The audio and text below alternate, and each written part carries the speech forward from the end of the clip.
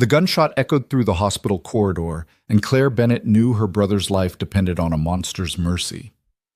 26 years old, drowning in debt she never created, she stood before Nathan Calloway, the paralyzed heir to Chicago's most feared mafia family. His dead eyes assessed her from his wheelchair, while armed men blocked every exit. "Marry me," he said, voice cold as winter, "or your brother dies tonight." But as Claire's hands trembled over the contract that would cage her forever, she saw something that didn't fit: the precise muscle tone in his supposedly useless legs. This man was hiding something deadly. If you want to see how Claire survives this nightmare and whether love can bloom in the darkest places, stay until the end. And drop a comment with your city so I can see how far this story reaches. The fluorescent lights of St. Catherine's Hospital buzzed overhead like angry wasps as Claire Bennett scrubbed her hands for the third time that hour. Her fingers were raw, cracked at the knuckles from constant washing, but she couldn't stop. Cleaning was control. Cleaning was the only thing she could control anymore. "Claire, you're bleeding again." Marissa, the head nurse, touched her shoulder gently. "Go home. You've been here 16 hours. Claire looked down at her hands. Pink water swirled down the drain, diluted blood from the splits in her skin. She should feel it, should care. But the numbness that had settled into her bones 3 months ago, when her father's gambling debts became her burden, when the men with cold eyes started following her, when her baby brother's leukemia came back with a vengeance, had taken even that from her.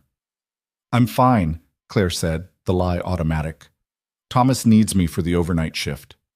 Thomas, 8 years old, dying. The only family she had left since their father put a bullet in his own head rather than face the people he owed. The coward had left her with nothing but debts that multiplied like cancer cells, and a little boy who asked why his hair was falling out again. Marissa's eyes were too kind. Claire hated kindness now. It made her want to break. "The treatment center called again," Marissa said quietly. "They need the payment by Friday, or they're releasing him from the program." Friday. 3 days. $80,000 she didn't have, couldn't borrow, couldn't steal fast enough, even if she were the kind of person who stole. Claire had already sold everything: her mother's jewelry, her car, her dignity in the form of 3 jobs that left her hollow-eyed and shaking. It wasn't enough. It would never be enough. "I'll figure it out," Claire said. Another lie. She was getting good at those. Her phone buzzed in her pocket. Unknown number. Her stomach dropped because unknown numbers only meant one thing anymore: her father's creditors calling in debts, circling like sharks that smelled blood in the water. She let it go to voicemail, then immediately regretted it when the phone buzzed again, and again, and again. On the 4th call, she answered. "Miss Bennett?" The voice was male, professional, utterly devoid of emotion. "My employer would like to meet with you. Tonight." "I don't know who you are or what you want, but we're outside St. Catherine's Hospital, East Entrance. You have 5 minutes to collect your things and come quietly, or we'll come inside and make a scene that will cost you your job. Your brother is in room 304, correct? It would be unfortunate if he were disturbed during his rest." The line went dead. Claire's hand shook so violently she nearly dropped the phone. They knew where Thomas was. They knew his room number. The debt collectors had been getting more aggressive, showing up at her apartment, her work, leaving notes that promised broken bones and worse. But this was different. This was a threat wrapped in silk, delivered with the kind of calm that came from absolute power. She had 5 minutes. Marissa was watching her, concern etched across her weathered face. "Claire? What's wrong?" "I have to go." Claire stripped off her scrubs, pulled on her street clothes. Jeans worn thin at the knees, a sweater with a hole in the sleeve, sneakers that squeaked on linoleum. The uniform of someone circling the drain. "Can you check on Thomas? I'll be back soon." "How soon?" Claire didn't answer because she didn't know. Didn't know if she'd be back at all. The Chicago night hit her like a fist when she pushed through the East Entrance doors. October wind cut through her thin sweater, carrying the smell of rain and exhaust, and something darker underneath. Fear, maybe. Her own fear leaking out through her pores. A black SUV idled at the curb. Tinted windows. No plates. Or rather, the kind of missing plates that meant whoever owned this vehicle didn't need them because they owned the people who would ticket them.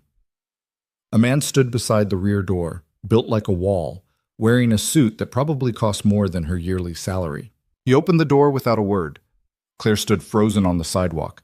Every instinct screamed at her to run, but where would she go? They knew where Thomas was. They knew where she worked. Running would only make it worse. She got in the car. The interior smelled like leather and expensive cologne. Two men sat across from her on the facing seat. More walls and suits, hands folded, faces blank. The door closed with a solid thunk that sounded like a coffin ceiling. The SUV pulled away from the curb smoothly, merging into traffic like a shark sliding through dark water. "Where are we going?" Claire's voice came out smaller than she wanted. Neither man answered. They didn't even look at her, just stared straight ahead like she was cargo, not a person, not worth acknowledging. The drive took 20 minutes that felt like 20 hours. Chicago blurred past the windows. Her city, the place she'd lived her whole life, suddenly foreign and threatening. They moved through downtown, past the glittering towers where people who mattered lived their lives. Then into older neighborhoods where the buildings crouched low and suspicious, where money still flowed but in darker currents. Finally, they turned through a gate that opened like a mouth. The estate beyond was massive, a Gothic mansion that belonged in some European horror film, not the middle of Chicago. Gardens stretched into darkness, manicured within an inch of their lives. Security lights illuminated stone pathways. Cameras tracked their progress from every angle. This wasn't a home. This was a fortress. The SUV stopped in front of marble steps that led to doors tall enough for giants. The walls in suits got out first, then gestured for Claire to follow. Her legs barely worked. Fear had turned her bones to water, but she forced herself to move, to climb the steps, to walk through doors that opened silently, revealing an entrance hall that could swallow her entire apartment building. Marble floors, crystal chandeliers, paintings that were probably worth more than her brother's medical bills. And silence. The thick, oppressive silence of a place where screaming wouldn't help because no one would care. "This way." One of the men led her deeper into the mansion, through hallways lined with ancestral portraits. Stern-faced men and cold-eyed women who looked like they'd never smiled in their lives. Claire's sneakers squeaked on polished floors. Her breathing echoed. Everything about this place was designed to make her feel small, insignificant, crushable. They stopped in front of double doors made of dark wood carved with symbols Claire didn't recognize. The man knocked twice, then opened the door and gestured her inside. The study beyond was all dark wood and darker intentions. Floor-to-ceiling bookshelves lined two walls. A fireplace big enough to burn a body crackled with flames that cast dancing shadows. And in front of the fire, facing away from her, was a wheelchair. "Miss Bennett," said a voice from the wheelchair, male, cultured, cold enough to frost glass. "Thank you for coming." The wheelchair turned and Claire got her first look at Nathan Calloway. She'd seen his photo in the newspapers, the articles about the tragic accident that paralyzed the heir to one of Chicago's most powerful families. But photos didn't capture the physical presence of him, the way he seemed to draw all the light in the room toward himself and swallow it. Mid-30s, devastatingly handsome in the way of classical sculpture, all sharp angles and perfect symmetry. Dark hair swept back from a face that could have been carved from marble, and eyes the color of winter sky, cold and assessing and utterly without mercy. Those eyes traveled over Claire slowly, cataloging every detail, her secondhand clothes, her raw hands, the purple shadows under her eyes from too many sleepless nights. She felt exposed, dissected, found wanting. "Do you know who I am?" Nathan asked. "Yes." Claire's voice barely worked. "Nathan Calloway." "And do you know why you're here?" "No." A lie. She knew exactly why she was here. Her father's debts, the money that flowed from desperate gamblers into the pockets of people like the Calloways, who owned everything from legitimate businesses to the darkest corners of Chicago's underworld. She'd known, somewhere in the back of her mind, that this day would come. That running out of money would mean facing the people her father had stolen from. Nathan's lips curved into something that might have been a smile on someone who understood humor. On him, it looked like a threat. "Your father owed my family a considerable sum of money," Nathan said. $230,000 to be precise, plus interest. He borrowed it to pay for your brother's first treatment cycle, then gambled the rest away trying to win enough to pay it back. Claire's stomach lurched. 230,000. She'd known her father gambled, but this was beyond anything she'd imagined. He's dead, Claire said. You can't collect from a dead man. No, but debts pass to the next of kin. Nathan's fingers drummed on the arm of his wheelchair, a casual gesture that somehow felt calculated, dangerous. Which would be you? I don't have that kind of money. I don't have any money. I know, I've reviewed your financial situation quite thoroughly. 3 jobs, all minimum wage. Student loans you'll never pay off. Medical bills that would drown a small country. You're buried, Miss Bennet, completely and utterly buried. Each word landed like a blow. Claire wanted to argue, to defend herself, but what was the point? He was right. She was drowning, had been drowning for months, and now the water was closing over her head. So what happens now? Claire asked. You kill me? That won't get you your money back. No, Nathan agreed. Killing you would be pointless. However, I have a proposition that would satisfy the debt and provide you with the resources to save your brother's life. Hope flared in Claire's chest, bright and painful. She crushed it immediately. People like Nathan Calloway didn't offer salvation. They offered different flavors of damnation. What kind of proposition? Nathan pressed a button on his wheelchair. A door opened and a woman entered, older, severe, carrying a leather folder like a weapon. She placed the folder on the desk beside Nathan, then retreated without a word.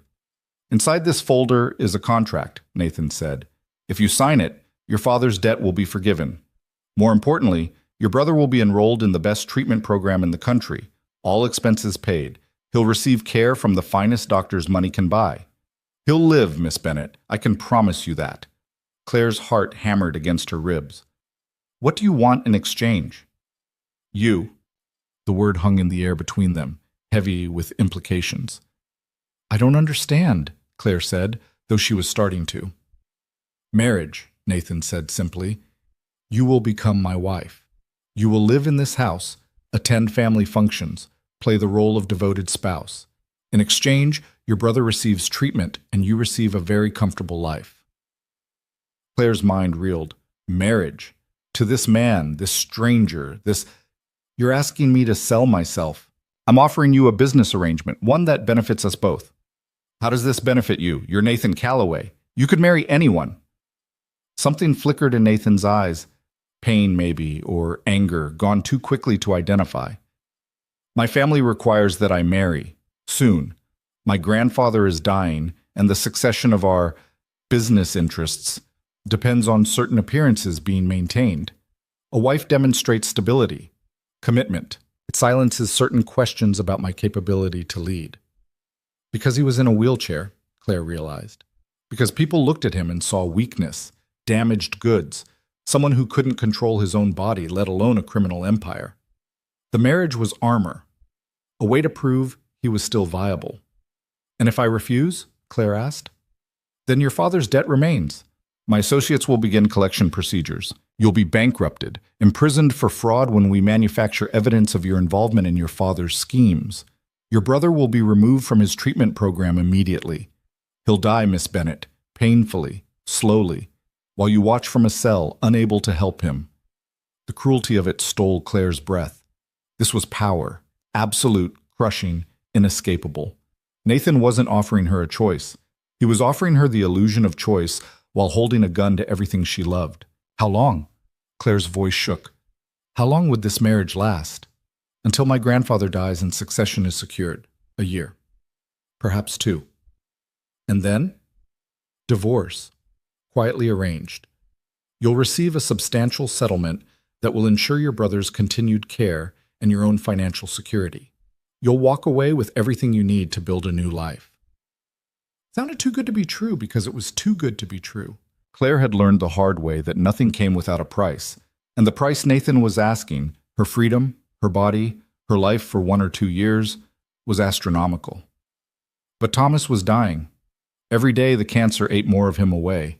Every day she didn't have the money was another day closer to losing the only person who mattered. I need time to think, Claire said. You have until Friday. When the treatment center calls demanding payment, you can tell them you don't have it and watch your brother die.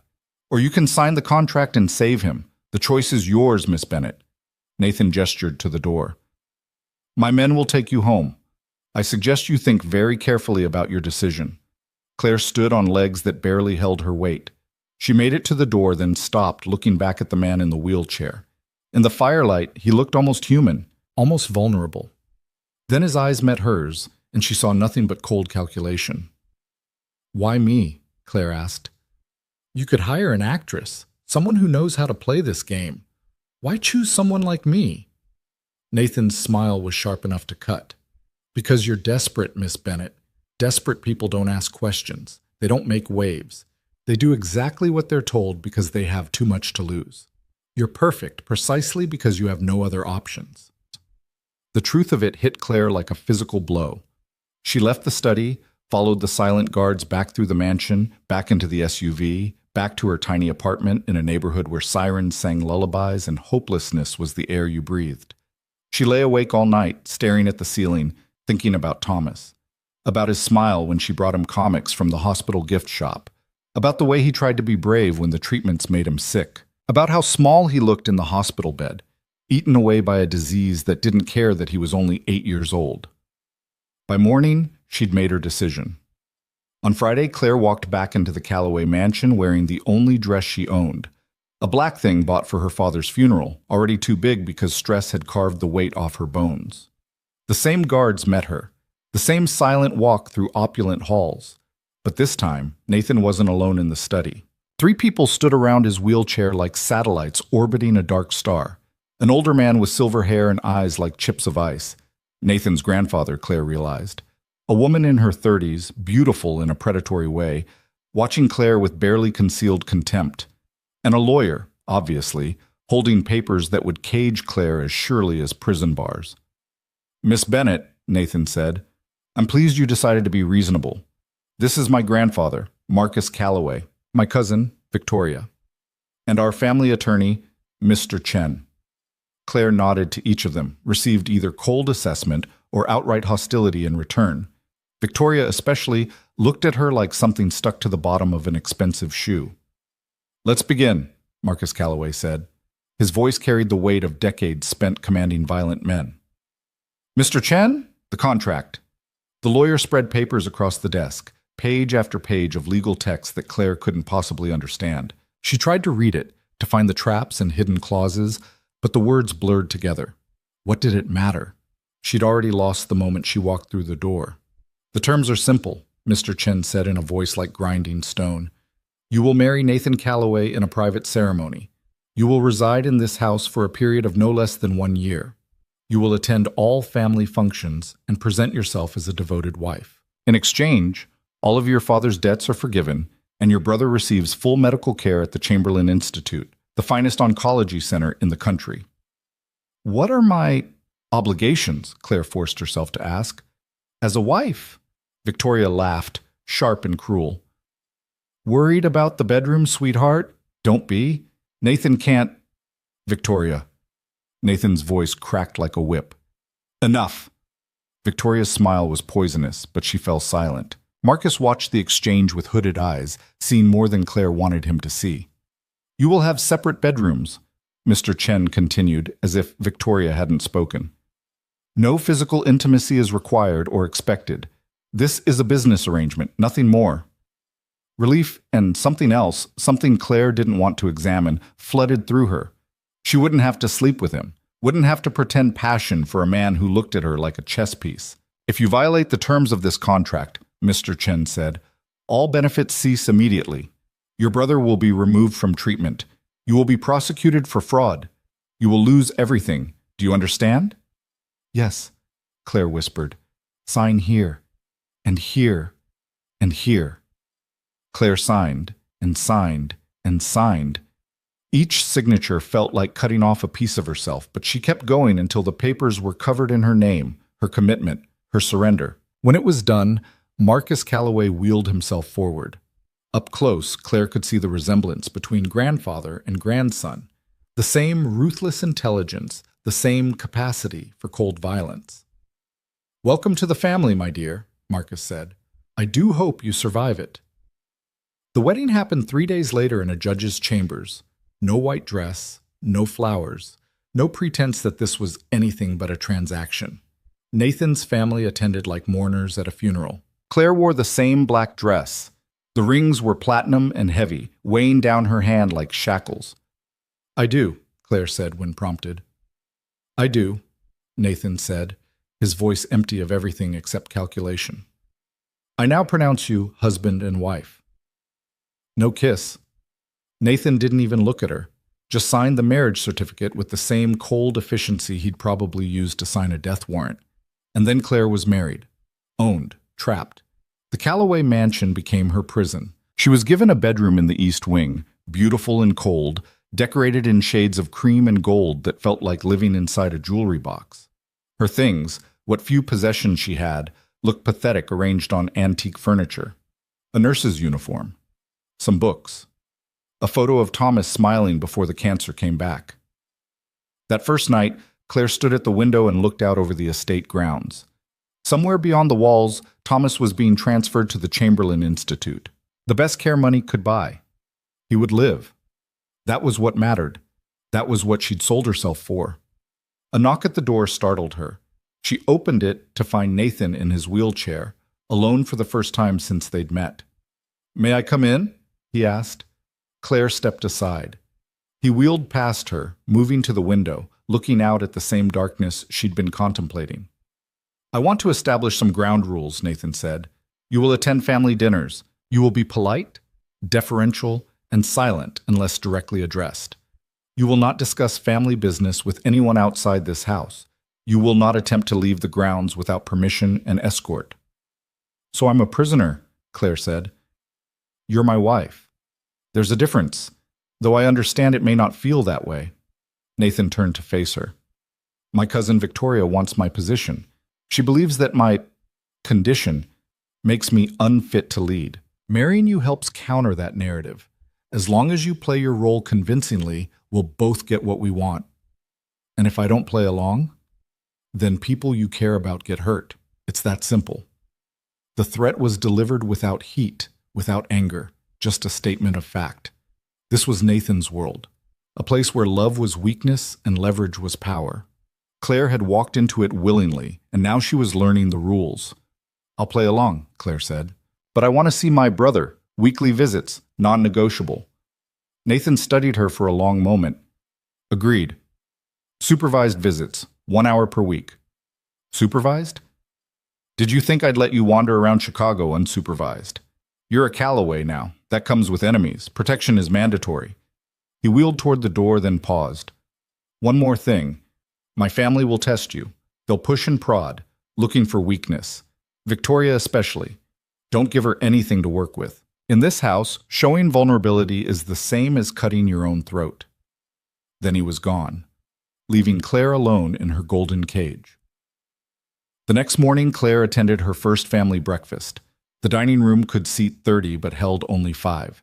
Nathan, at the head of the table, Marcus beside him, Victoria across from them, and an older woman who was introduced as Nathan's Aunt Diane, and Claire at the far end, feeling like an intruder at a funeral. Servants brought food Claire couldn't taste, coffee she couldn't swallow.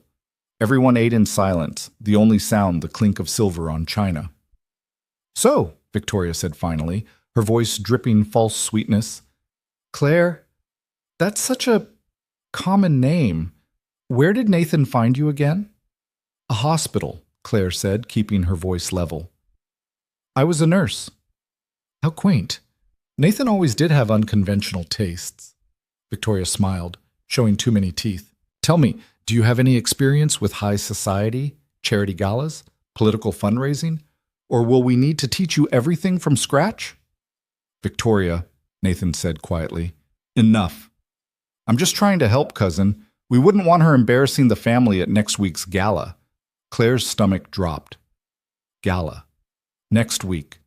She had no idea what Victoria was talking about, but clearly she was expected to know. "Claire will be fine," Nathan said. "Diane will help her prepare." Diane nodded, her expression neutral. "Of course. We'll start with wardrobe this afternoon." The rest of breakfast passed in tense silence. When it was over, Claire tried to escape back to her room, but Diane caught her in the hallway. "Come with me, dear," Diane said, not unkindly. "We have a lot of work to do." The next hours were a blur of tailors, stylists, and etiquette lessons that made Claire's head spin. How to walk in heels, how to hold a wine glass, how to make small talk with people who could destroy her with a word. Diane was patient but firm, drilling Claire on names and faces until they blurred together. "The Donnellys control the ports," Diane said, showing Claire another photo. "Never mention unions around them. The Morettis own construction. The Lees have gambling and prostitution, but pretend it's real estate investment." On and on, a catalog of Chicago's powerful families and their carefully maintained fictions. Claire tried to absorb it all, knowing that a single mistake next week could expose her as the fraud she was. That evening, Nathan summoned her to his study. He sat behind the massive desk, papers spread before him, looking every inch the dangerous man he was. "How was your day?" he asked, which would have been funny if it weren't so absurd, like they were a normal couple discussing normal things. "Overwhelming," Claire admitted. "I'm not sure I can do this. I don't belong in this world." "No one belongs in this world," Nathan said. "We're all just playing roles, Claire. Some of us have been doing it longer, that's all." He gestured to the chair across from his desk. Claire sat, exhausted beyond measure. "Next week's gala is important," Nathan said. "It's the annual Callaway Foundation fundraiser. Every major family in Chicago will attend. It's where alliances are formed, deals are made, and power is displayed. You'll be on my arm the entire night. Smile, be charming, and don't say anything of substance. Can you do that?" "I'll try." "Trying isn't good enough. You need to be perfect. Victoria will be watching for any sign of weakness. She wants my position, and she'll use you to get it if she can." Claire met his eyes. "Why does she hate you so much?" Nathan's expression darkened. "Because our grandfather named me his successor instead of her. Because I'm his blood grandson, and she's only a cousin. Because in our world, women have to fight twice as hard for half the respect." He paused. "And because she knows I'm not as weak as I appear." The way he said it made Claire's nurse instincts prickle. She'd noticed things about Nathan over the past few days, small inconsistencies that didn't match his supposed condition. The muscle tone in his legs, the way his hands moved, strong and precise. The complete absence of muscle atrophy or pressure sores that should be present in someone wheelchair-bound for 2 years. "Your paralysis," Claire said carefully. "The accident. What really happened?" Nathan's eyes locked onto hers, cold and warning. "That's not your concern." "I'm a nurse. I know what paralysis looks like, and you—" "Enough!" Nathan's voice cracked like a whip. "You're here to play a role, not ask questions. Remember that." The threat was clear. Claire nodded and left, but her mind was racing. Nathan was hiding something big enough to build an entire deception around. And Claire was now part of that deception, whether she wanted to be or not. That night, she lay in her expensive bed and thought about the man she'd married. The cold, controlled Nathan who threatened her in one breath and protected her in the next. The paralyzed heir who moved with too much strength, too much precision. Whatever Nathan Callaway was hiding, Claire had a feeling it was dangerous enough to destroy them both. The Chamberlain Institute rose from Chicago's Gold Coast like a monument to wealth and privilege, all glass and steel and the kind of modern architecture that screamed money. Claire pressed her forehead against the SUV window as they pulled through the gates, her breath fogging the glass. Somewhere inside those pristine walls, Thomas was receiving treatment that would save his life. The thought should have brought relief. Instead, it only reminded her of what she'd traded for his survival. 10 minutes, the guard driving said without looking at her. Marcus, she'd learned his name was, though this one was different from Nathan's grandfather. Just another silent wall of muscle in an expensive suit, assigned to shadow her every move outside the mansion. "I was promised an hour," Claire said. "Mr. Callaway said 10 minutes today. Take it or leave it." Claire bit back the anger rising in her throat. Of course Nathan would change the terms. That was what men like Kim did, promised one thing, delivered another, and dared you to complain about it. She got out of the SUV without another word, Marcus following 2 steps behind like a well-dressed shadow. The Institute's lobby was all marble and money, nurses in crisp white uniforms moving with the quiet efficiency of people paid well to be invisible. A woman at the front desk smiled with practiced warmth that didn't reach her eyes. "Mrs. Callaway?" she said, the name still foreign to Claire's ears. "Thomas is in the garden. He's been asking about you all morning. The garden was a rooftop space, impossible greenery growing in the middle of the city, sheltered by glass walls that kept out the October cold. And there, sitting in a wheelchair by a fountain, was Thomas.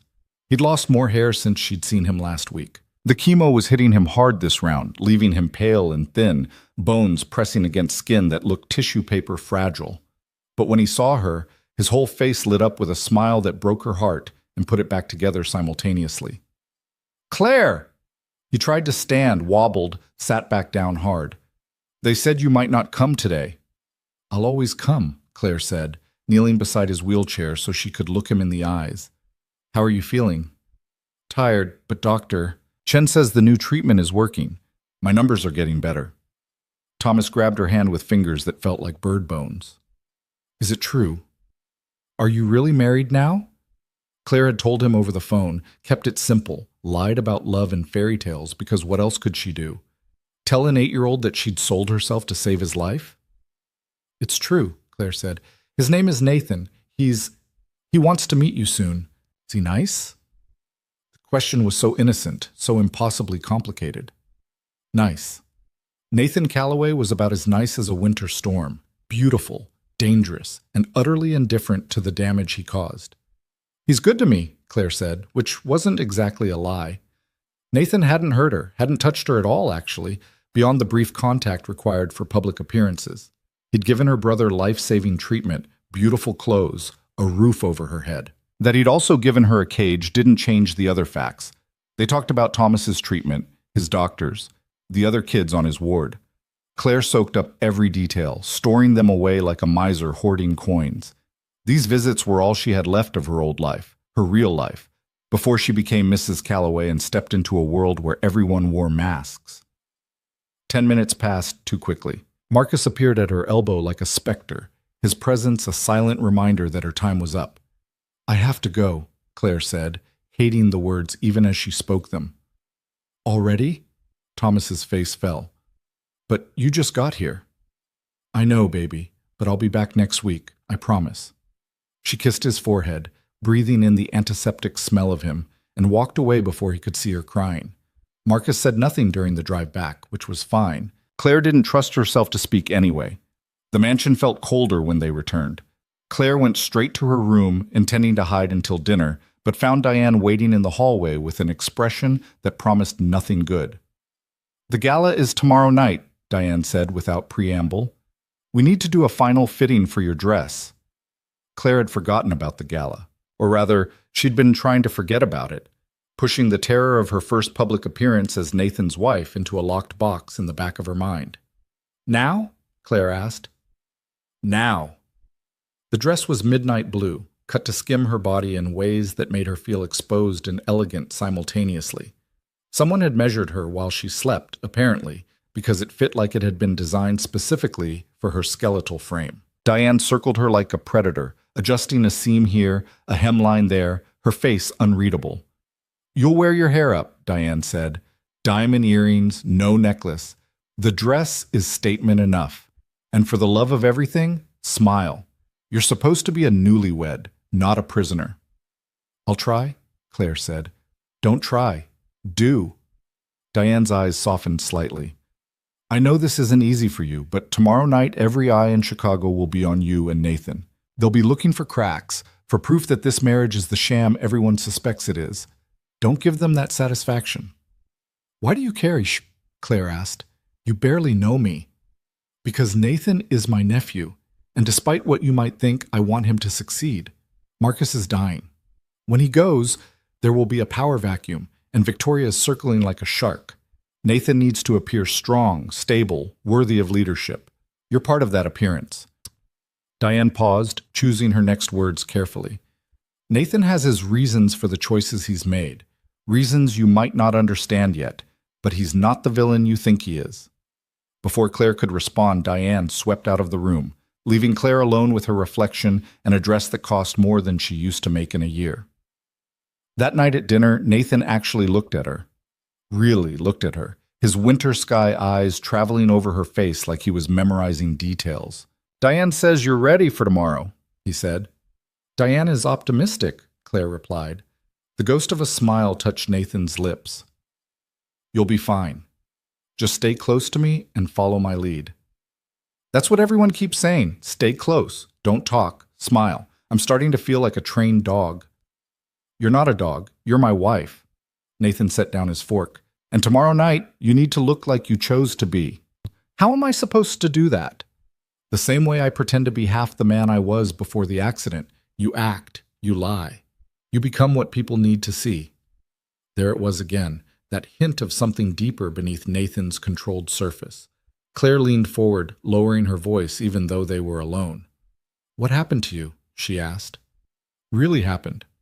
Not the official story. Nathan's face went cold, shuddered. I've told you not to ask questions. And I've told you I'm not blind. I'm a nurse, Nathan. I know what paralysis looks like, and whatever you are, you're not enough. Nathan's hand slammed on the table hard enough to rattle the china. You want to know what happened? Fine. I was in a car accident. My spine was damaged. The doctor said I'd never walk again. That's the truth everyone knows. And it's the truth you'll repeat if anyone asks. But it's not the whole truth, Claire pressed. Nathan wheeled himself away from the table, moving to the window. For a long moment, he just stared out at the darkness, his profile sharp enough to cut glass. The accident was meant to kill me, he said finally. Someone tampered with my car. They wanted me dead, but they only managed to cripple me. Or so everyone believes. Claire's breath caught. You're saying someone in your own family tried to murder you? I'm saying that in this world, blood means nothing and power means everything. The accident gave me an advantage. People stopped seeing me as a threat. They started underestimating me. I've used that to my advantage. By pretending to be paralyzed when you're not. Nathan turned to face her, and the look in his eyes was pure warning. I'm trusting you with information that could get both of us killed. Do you understand that? If anyone knew the truth, if Victoria or Marcus or any of the other families suspected for even a moment that I've been deceiving them, we'd both be dead before sunrise. The weight of it crashed over Claire. She'd suspected Nathan was hiding something, but this was beyond anything she'd imagined. He wasn't just concealing weakness. He was concealing strength, using his supposed disability as armor while he recovered, planned, prepared for whatever came next. How long have you been able to walk? Claire asked.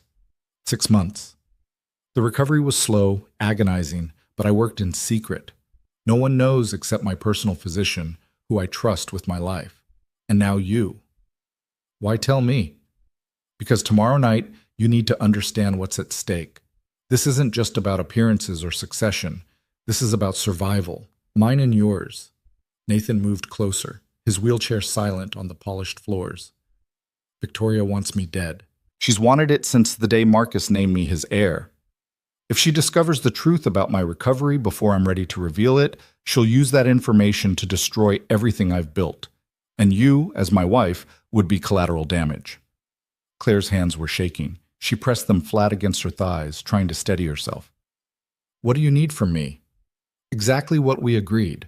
Play the devoted wife, be convincing, and keep your mouth shut about everything you've learned tonight. And if I don't?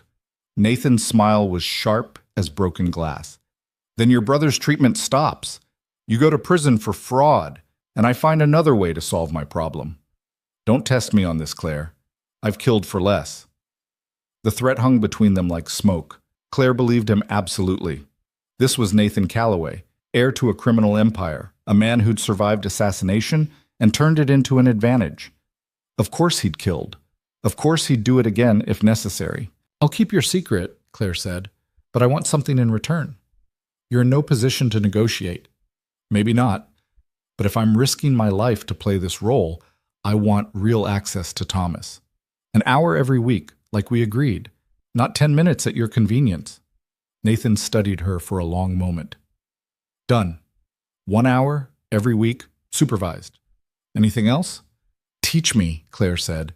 If I'm going to survive in your world, I need to know the rules, really know them, not just the surface stuff Diane's been drilling into me. Something like respect flickered in Nathan's eyes. All right, we'll start after the gala. If you survive tomorrow night without embarrassing both of us, I'll teach you everything you need to know about this life. He wheeled away, leaving Claire alone with the weight of everything she'd learned. Nathan wasn't paralyzed. Someone had tried to kill him. Victoria was actively plotting his death. And Claire was now caught in the middle of a war she barely understood. She went to bed that night and didn't sleep at all. The next evening arrived with the inevitability of execution. Claire stood in front of her mirror while a team of stylists transformed her into someone she didn't recognize. Hair swept up in an elegant twist, makeup that made her look older, sophisticated, dangerous. The blue dress that clung to curves she'd forgotten she had. Diamond earrings that probably cost more than her brother's entire treatment. When they were done, Claire looked like she belonged in Nathan's world. The illusion was perfect, terrifying, absolutely essential. Diane appeared in the doorway, resplendent in emerald green, and actually smiled. "You look beautiful. Nathan will be pleased." "I look like a fraud," Claire said. "We all do, darling. That's the point." Nathan was waiting at the bottom of the grand staircase, devastating in a tuxedo that probably cost more than a car. His eyes tracked Claire as she descended, and for just a moment, something unguarded crossed his face. Surprise, maybe, or appreciation. Then his mask slammed back into place, and he was once again the cold, controlled man she'd married. "You clean up well," Nathan said. "So do you." He held out his hand. Claire took it, feeling the strength in his grip. Strength that shouldn't be there, that couldn't be there according to the story everyone believed. Their fingers intertwined, warm skin against warm skin, and Claire felt the shock of it run through her entire body. "Ready?" Nathan asked. "No." "Good. Fear keeps you sharp." He pulled her closer, his breath warm against her ear. "Remember, smile, be charming, and don't let anyone see you sweat. We're madly in love, deliriously happy, and completely untouchable. Can you sell that?" Claire looked into his winter sky eyes and lied with her whole heart. Yes. The ballroom was a cathedral to excess, crystal chandeliers dripping light, marble columns rising to frescoed ceilings, flowers arranged in displays that probably cost more than Claire's yearly salary. And people, hundreds of people in tuxedos and gowns, glittering with diamonds and danger, all of them turning to stare as Nathan and Claire entered. Claire felt every eye on her, cataloging, judging, searching for weakness. She forced herself to smile, to hold her head high, to look like she belonged here instead of running screaming for the exit. Nathan's hand tightened on hers. "Breathe," he murmured. "You're doing fine." They moved through the crowd like royalty, Nathan's wheelchair parting the sea of beautiful people. Everyone wanted to speak to him, to offer congratulations on his marriage, to assess the woman who'd somehow captured the attention of the Calloway heir. Claire smiled until her face hurt, repeated pleasantries until the words lost meaning, and tried not to think about how badly she wanted to disappear. "Nathan, darling." A woman materialized in front of them, 60-something, dripping in sapphires, with a smile like a shark. "And this must be your lovely bride. I'm Margaret Donnelly. My family and the Calloways go back generations." "Mrs. Donnelly," Claire said, extending her hand the way Diane had taught her. "It's a pleasure." "How did you two meet? The wedding was so sudden. We're all dying to know the story." Before Claire could stumble through an answer, Nathan smoothly intervened. "At the hospital, actually. Claire was my nurse during physical therapy. She was patient with my frustration, kind when I needed it most. I fell in love with her competence first, then everything else." The lie was so smooth, so perfectly delivered, that Claire almost believed it herself. Margaret Donnelly certainly did, her expression softening into something almost genuine. "How romantic," Margaret said, "and how wonderful that you found someone who understands your condition. It must be such a comfort." "It is," Nathan said, his hand finding Claire's and squeezing gently. "Claire's been my salvation." They moved on, repeating similar conversations a dozen times. Each interaction was a performance, a carefully calibrated dance of truth and fiction. Claire learned quickly that everyone in this room wore masks, played roles, presented carefully curated versions of themselves. Nathan had been right. They were all actors in the same terrible play. Dinner was served in a dining room that seated 300. Claire found herself at the head table between Nathan and an older man who introduced himself as Jonathan Moretti, construction magnate, and Claire suspected something much darker underneath. "Your husband's quite the catch," Moretti said, his eyes traveling over Claire in a way that made her skin crawl. "Though I have to wonder what a girl like you brings to a match like this." The insult was wrapped in silk, but it was still an insult. Claire felt Nathan stiffen beside her, but she responded before he could intervene. Loyalty, Claire said sweetly, and discretion. Two qualities I imagine are valuable in any partnership. Moretti's eyebrows rose. Clever girl. Nathan chose well. The evening ground on. Courses appeared and disappeared. Food Claire couldn't taste, wine she barely touched. Around them, Chicago's elite ate and drank and made deals that would reshape the city. Claire caught fragments of conversation, port contracts, union negotiations, discussions of territory and tribute disguised as business talk. This was Nathan's world, and it was more dangerous than she'd imagined. Halfway through dessert, Victoria appeared. She looked stunning in red that matched her lips, her dark hair swept back to showcase a diamond collar that probably cost 6 figures. But it was her eyes that held Claire's attention, cold, calculating, filled with barely concealed hatred. "Cousin," Victoria said, leaning down to kiss Nathan's cheek. "And Claire, how lovely you look tonight. That dress must have cost a fortune. I hope Nathan's being generous with you." "Very generous," Claire said evenly. Victoria's smile sharpened. "I'm sure. Though I have to wonder how long generosity lasts in a marriage like yours, arranged so quickly, based on such practical concerns." Nathan's hand found Claire's under the table, squeezing hard enough to hurt. A warning. Don't engage, don't give her ammunition. "Our marriage is based on love," Claire said. "Everything else is just details." "Love," Victoria laughed, the sound like breaking glass. "How quaint. Tell me, Claire, do you love Nathan? Really love him? Or do you just love what he can provide?" The ballroom had gone quiet. People were listening now, sensing blood in the water. This was a test, Claire realized. Victoria was pushing, probing, looking for the crack that would expose their marriage as the fraud it was.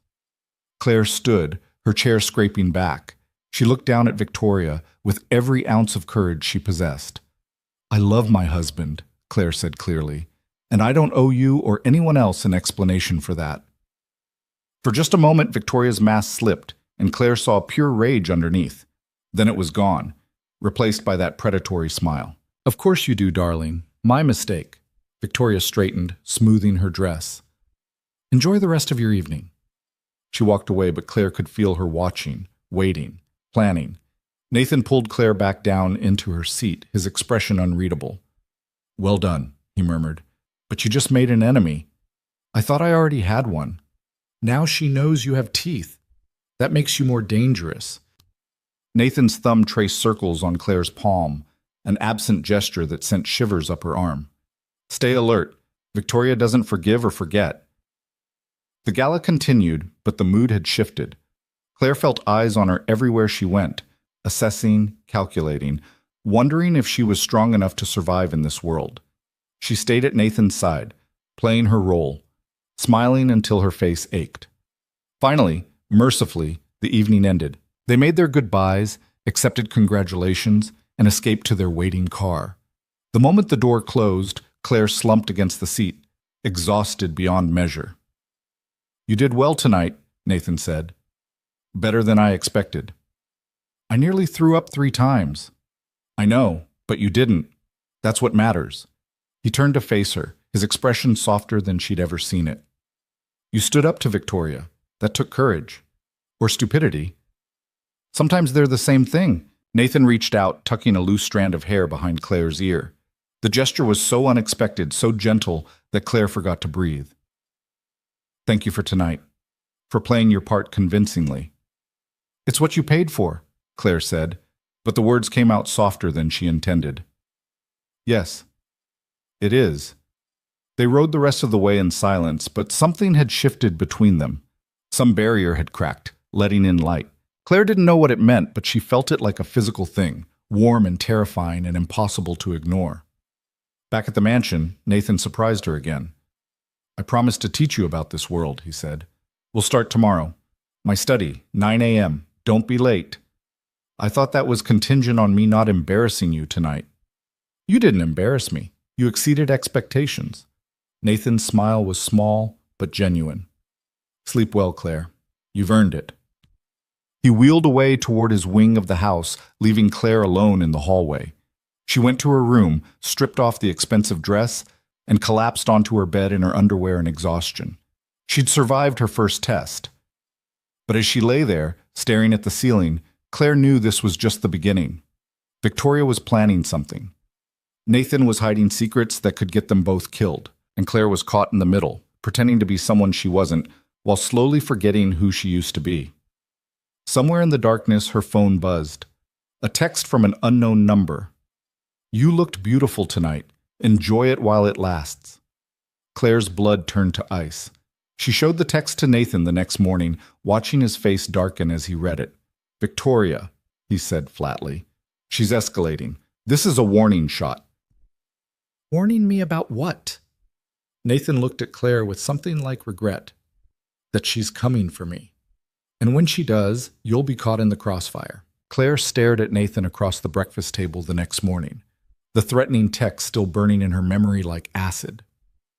He'd dismissed it too easily, she thought, called it a warning shot like it was nothing more than Victoria making noise. But Claire had seen the flash of something darker in his eyes when he read those words. Concern, maybe, or calculation. Either way, it meant the threat was real. "You're not eating," Nathan observed, his own plate untouched. "Neither are you." "I'm thinking." "About Victoria?" "About how to keep you alive." Nathan set down his coffee cup with deliberate precision. "The text message changes things. Victoria's making her intentions clear. She wants you to know you're a target." Claire's stomach twisted. "Why me? I'm nobody. Just some nurse you married for convenience." "You're my wife. That makes you leverage." Nathan's jaw tightened. "In our world, the easiest way to destroy a man is to take away what he values. Victoria thinks hurting you will hurt me. Will it?" The question hung between them, heavy with implications neither of them wanted to examine. Nathan's eyes met hers, and for just a moment his mask slipped.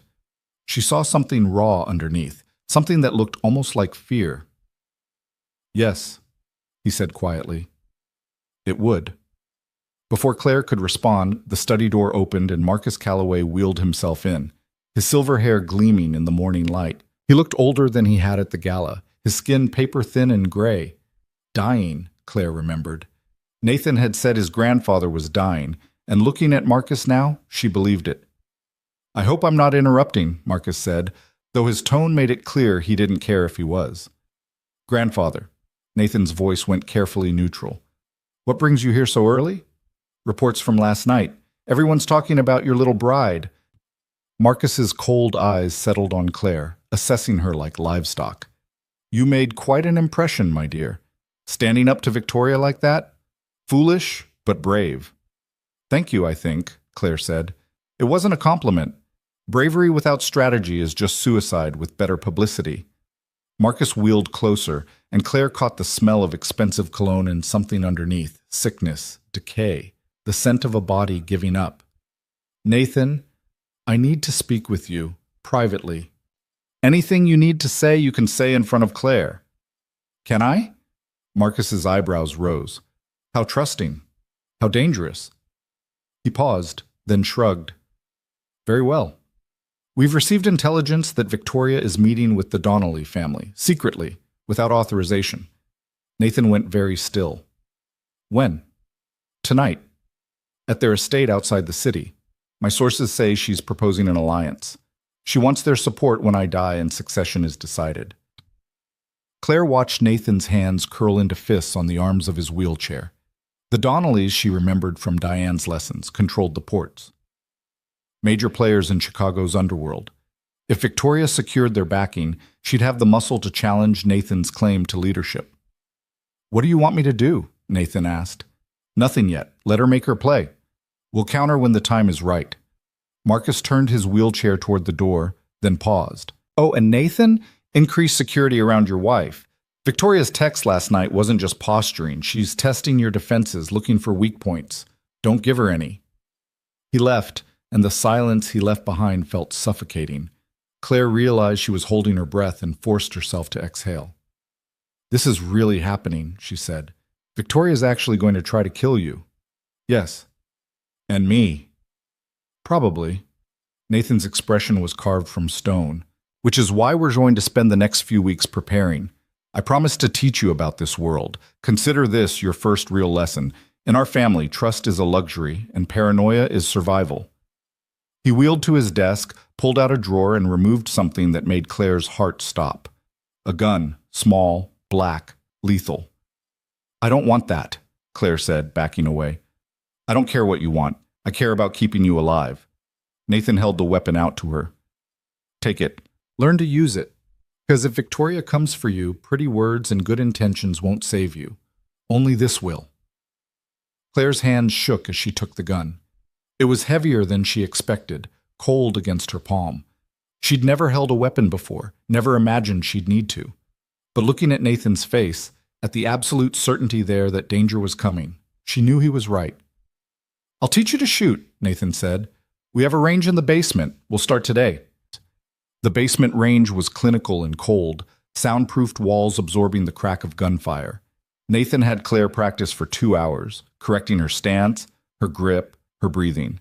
By the end, her ears rang despite the protection and her hands ached, but she could hit the target more often than not. Better, Nathan said as they climbed back upstairs. Keep practicing. I want you comfortable with that weapon. I'm never going to be comfortable with it. Good. Fear keeps you careful. Just make sure when the time comes you can pull the trigger. That afternoon, Claire had her weekly visit with Thomas. An hour this time, like Nathan had promised. Her brother looked better, color in his cheeks, spark in his eyes. The treatment was working. Whatever Claire had sacrificed, whatever danger she'd walked into, at least Thomas was getting better. Tell me about your house, Thomas said, curled up beside her on the garden bench. Is it really as big as a castle? Bigger, Claire said, tucking him against her side, with more rooms than I can count. And Nathan? Is he nice to you? Claire thought about Nathan teaching her to shoot, about the way he'd held her hand at the gala, about the flash of something almost gentle in his eyes when he looked at her. Nice wasn't the right word. Complicated was closer. He's protective, Claire said finally. He wants to keep me safe. Then I like him. Thomas yawned, his small body warm against hers. Anyone who keeps my sister safe is okay with me. Marcus the guard appeared at the edge of the garden, signaling that her time was up. Claire kissed Thomas's forehead and promised to come back next week, then let herself be escorted back to the SUV.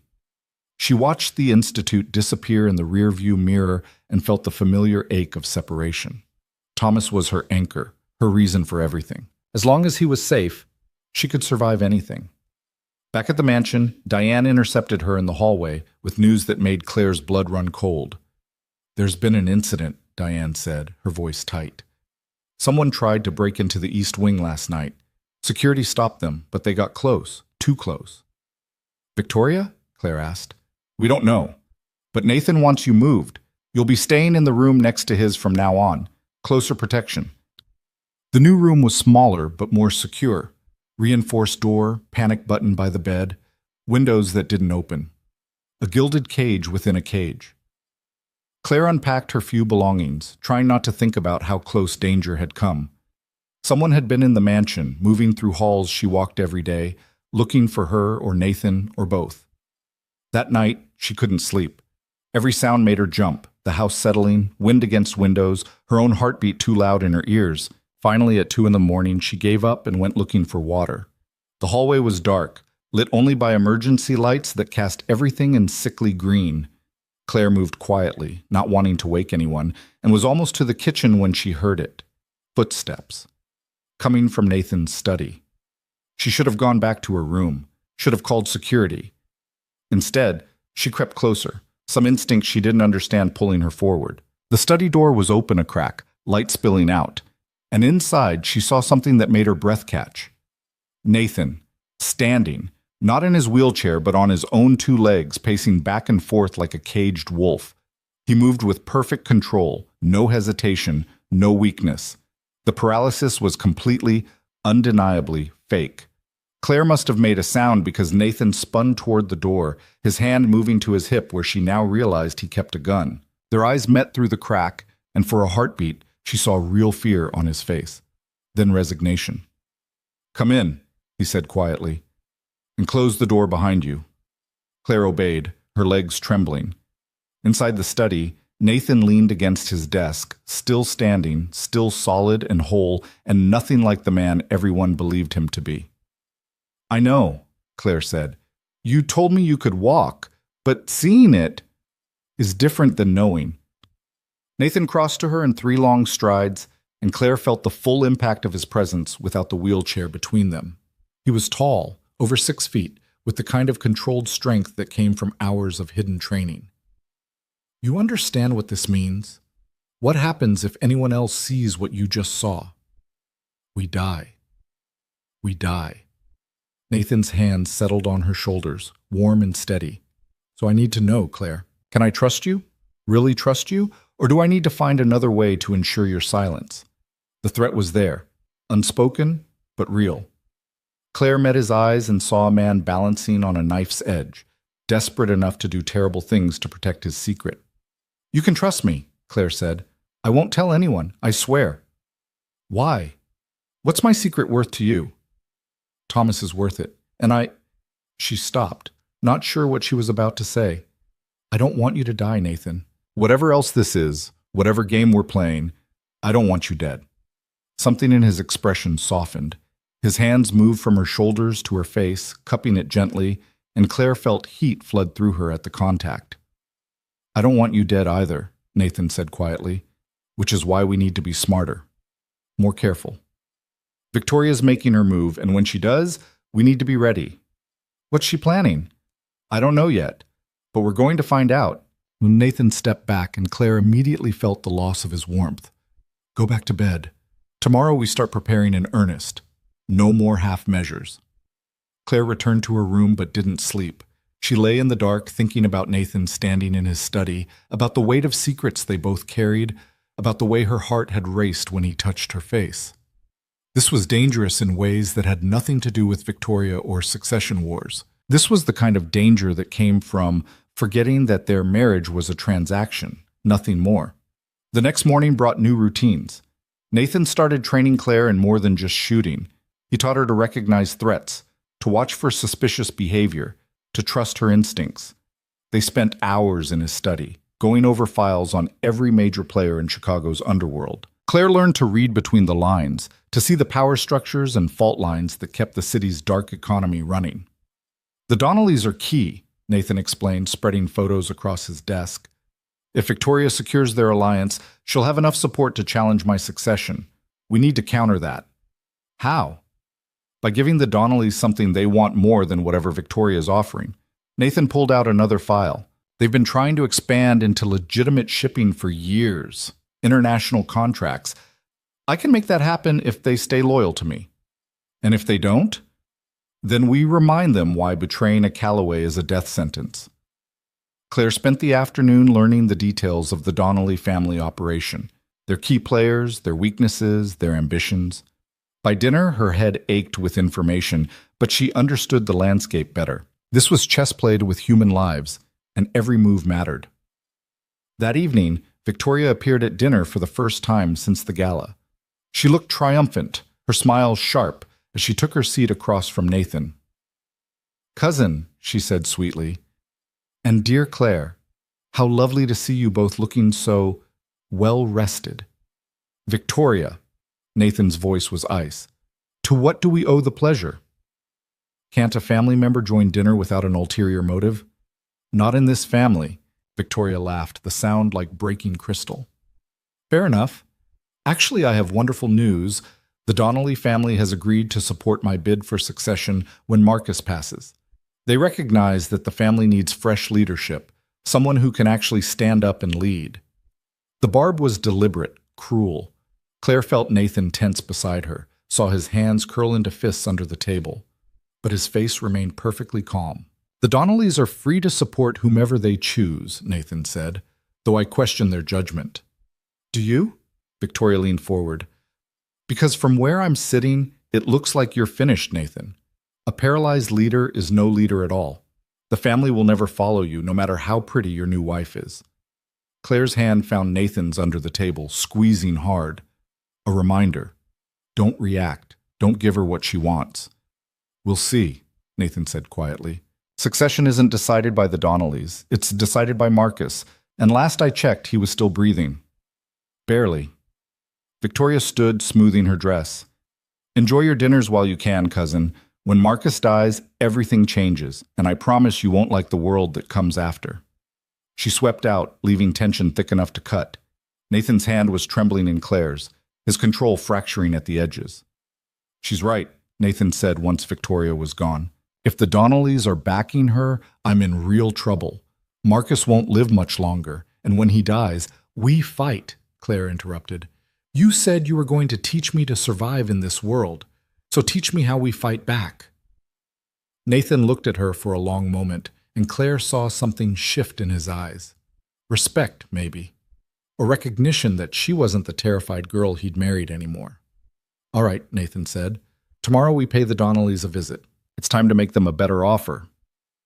The Donnelly estate was north of the city, all old money and older power. Nathan insisted on going himself despite the risk, and Claire went with him because leaving her alone felt more dangerous. They drove in an armored SUV with 3 guards, approaching the mansion as the sun set and turned everything to blood and gold. Margaret Donnelly received them in a parlor that smelled of roses and money. She was alone except for 2 men who were clearly security, watching Nathan and Claire with predator eyes. Nathan Calloway, Margaret said, her smile not reaching her eyes. And your charming bride. What brings you to my home? Business, Nathan said simply. I understand Victoria made you an offer. She did. A generous one. I can be more generous. Nathan pulled out a folder, slid it across the coffee table between them. International shipping contracts, legitimate ones. Access to ports in Singapore, Rotterdam, Hong Kong. Everything you need to expand your operations beyond Chicago. Margaret opened the folder, her expression carefully neutral as she scanned the documents. But Claire saw interest flicker in her eyes, quick and sharp. Victoria offered me protection, Margaret said. Guaranteed territory. No interference from other families. I'm offering you an empire. Nathan leaned forward. Victoria wants to maintain the status quo. I want to expand our reach, modernize our operations, move into legitimate business. Partner with me. And the Donnelly name won't just control Chicago's ports. It'll control international trade routes. And what do you want in return? Your loyalty, your public support for my succession, and your word that if Victoria makes a move against me or my wife, you'll stand with us. Margaret set down the folder, her gaze moving between Nathan and Claire. You're asking me to bet against Victoria. She's ruthless, Nathan, ambitious, and she's not limited by a wheelchair. The insult landed like a slap. Claire felt Nathan flinch beside her, saw the muscle in his jaw jump, but he kept his voice level, his expression calm. My condition doesn't affect my mind, Nathan said, or my ability to lead. I've been preparing for succession my entire life. Victoria's been preparing to steal it. There's a difference. Is there? Margaret stood, crossing to the window. The families respect strength, Nathan. Physical strength. They need to believe their leader can protect them, can go to war if necessary. Can you do that from a wheelchair? This was it, Claire realized, the moment that would decide everything. Nathan could reveal the truth about his recovery, prove he was stronger than Victoria believed, but doing so would expose him before he was ready, would give his enemies time to adapt, to counter. Nathan stayed silent, and Claire watched him weigh his options. Then she made a decision. Mrs. Donnelly, Claire said, drawing the older woman's attention. May I ask you something? Of course, dear. Do you respect Marcus Calloway? Margaret's eyes narrowed. Of course. He's built this city's infrastructure from nothing. And he's been in a wheelchair for the last 5 years since his stroke. Has that made him less effective? Less feared? The parallel was clear, deliberate. Margaret's expression shifted, reassessing. Marcus Calloway is a legend, Margaret said slowly. But Nathan is not his grandfather. Not yet, Claire agreed, but he will be. He has Marcus's strategic mind, his patience, his ability to see 10 moves ahead. Victoria has ambition and ruthlessness. In a street fight, maybe that's enough. But running an organization like this? That takes more than just physical strength. It takes intelligence, vision, the ability to build something that lasts. She could feel Nathan staring at her, but she kept her eyes on Margaret. And if Victoria comes after us, Claire continued, she'll learn what every enemy of the Callaways has learned, that underestimating them is the last mistake you ever make. The room went quiet. Margaret returned to her seat, her eyes sharp as she studied both of them. You're more than just a pretty face, aren't you? Margaret said to Claire. Nathan chose well. She picked up the folder again, reviewing the contracts with new interest. All right, I'll consider your offer, but I need a show of good faith. Something that proves you're serious about modernizing operations. Name it, Nathan said. There's a problem at the docks. Union organizers making noise, threatening strikes. They're cutting into profits. Victoria promised to handle it with force. Intimidation. The old way. Margaret set down the folder. Handle it better. Solve the problem without violence, and you'll have my support. Nathan nodded slowly. Consider it done. They left the Donnelly estate as night fell, the guards tense and alert during the drive back. Nathan was quiet, his expression unreadable, and Claire wondered if she'd overstepped, if speaking for him had been a mistake. Thank you, Nathan said finally, his voice soft. For what you said in there, about Marcus, about me. I meant it. I know, that's what makes it dangerous. He turned to face her, and in the dim light of the SUV, his eyes were impossibly dark. You're starting to believe in this, Claire. In us. In the possibility that we're more than just a business arrangement. Aren't we? Nathan didn't answer, which was answer enough. They rode the rest of the way in silence, but when they reached the mansion and Nathan's hand brushed hers as they separated for the night, Claire felt electricity arc between them. Something was changing, shifting, becoming real in ways neither of them had planned for. The next morning, Nathan called Claire to his study before breakfast. We have a problem, he said without preamble.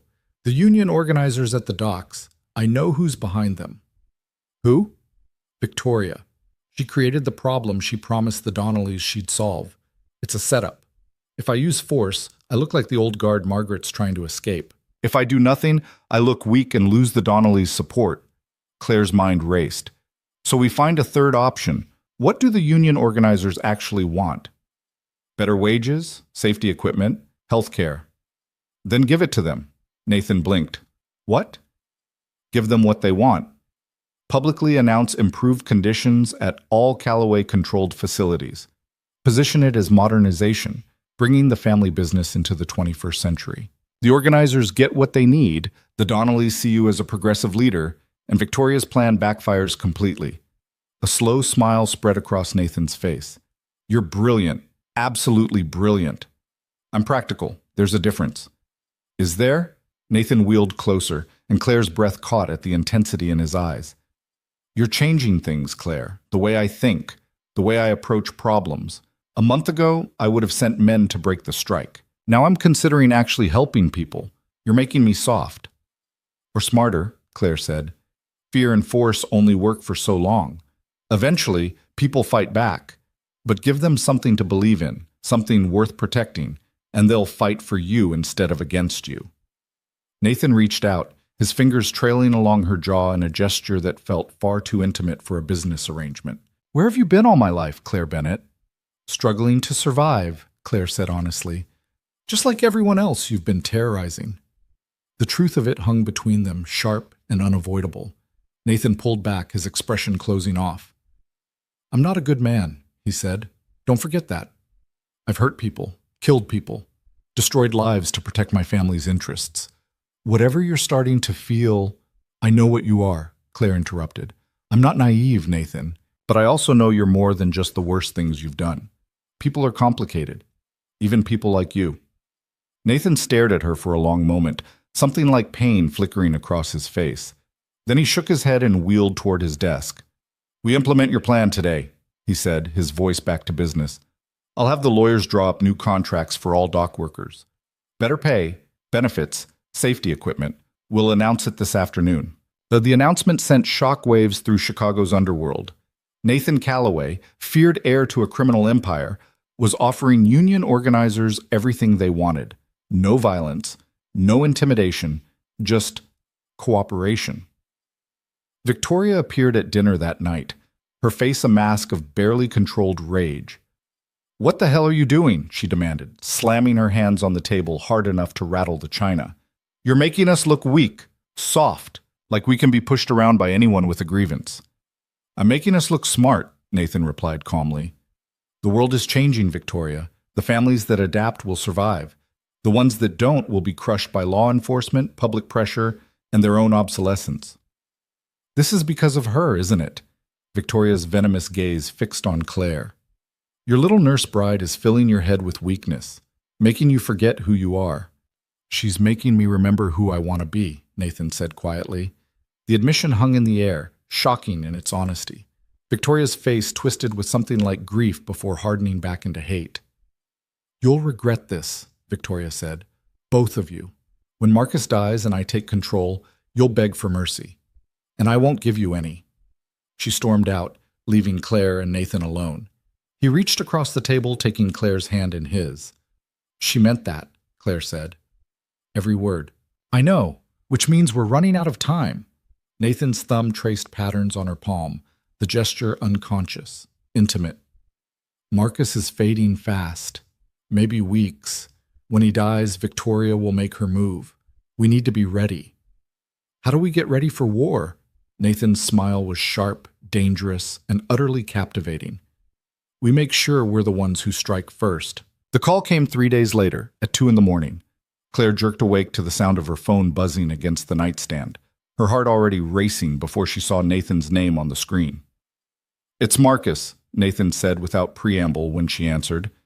He's had a stroke. The doctors say he has hours, maybe less. Get dressed. We need to go to the hospital now.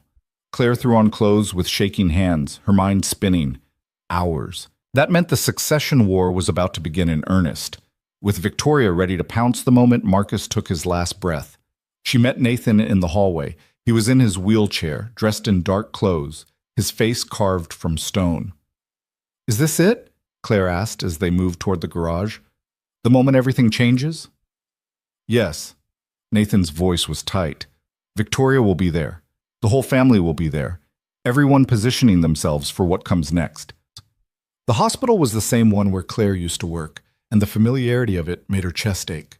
She'd walked these halls as a different person, worried about different things. Now she moved through them as Mrs. Calloway, wife to a man playing the most dangerous game in Chicago, and the weight of that identity felt crushing. Marcus's private room was on the top floor, guarded by men in suits who nodded Nathan through without question. Inside, the family had already gathered. Victoria stood by the window, her face a careful mask of grief that didn't quite reach her eyes. Diane sat in a chair, genuinely crying. Other relatives Claire barely recognized filled the space, all watching Marcus's still form in the hospital bed with expressions ranging from sorrow to calculation. Marcus Calloway looked small in the bed, diminished by tubes and monitors. His breathing was labored, his skin gray. The man who'd built an empire through violence and cunning was being reduced to failing organs and fading vital signs. Nathan, Marcus's voice was barely a whisper. Come here. Nathan wheeled to his grandfather's bedside, and Claire followed, staying close. Marcus's eyes opened, those cold, calculating eyes that had assessed her at their first meeting. Now they looked clouded, distant, focused on something beyond this room. I don't have long, Marcus said, so listen carefully.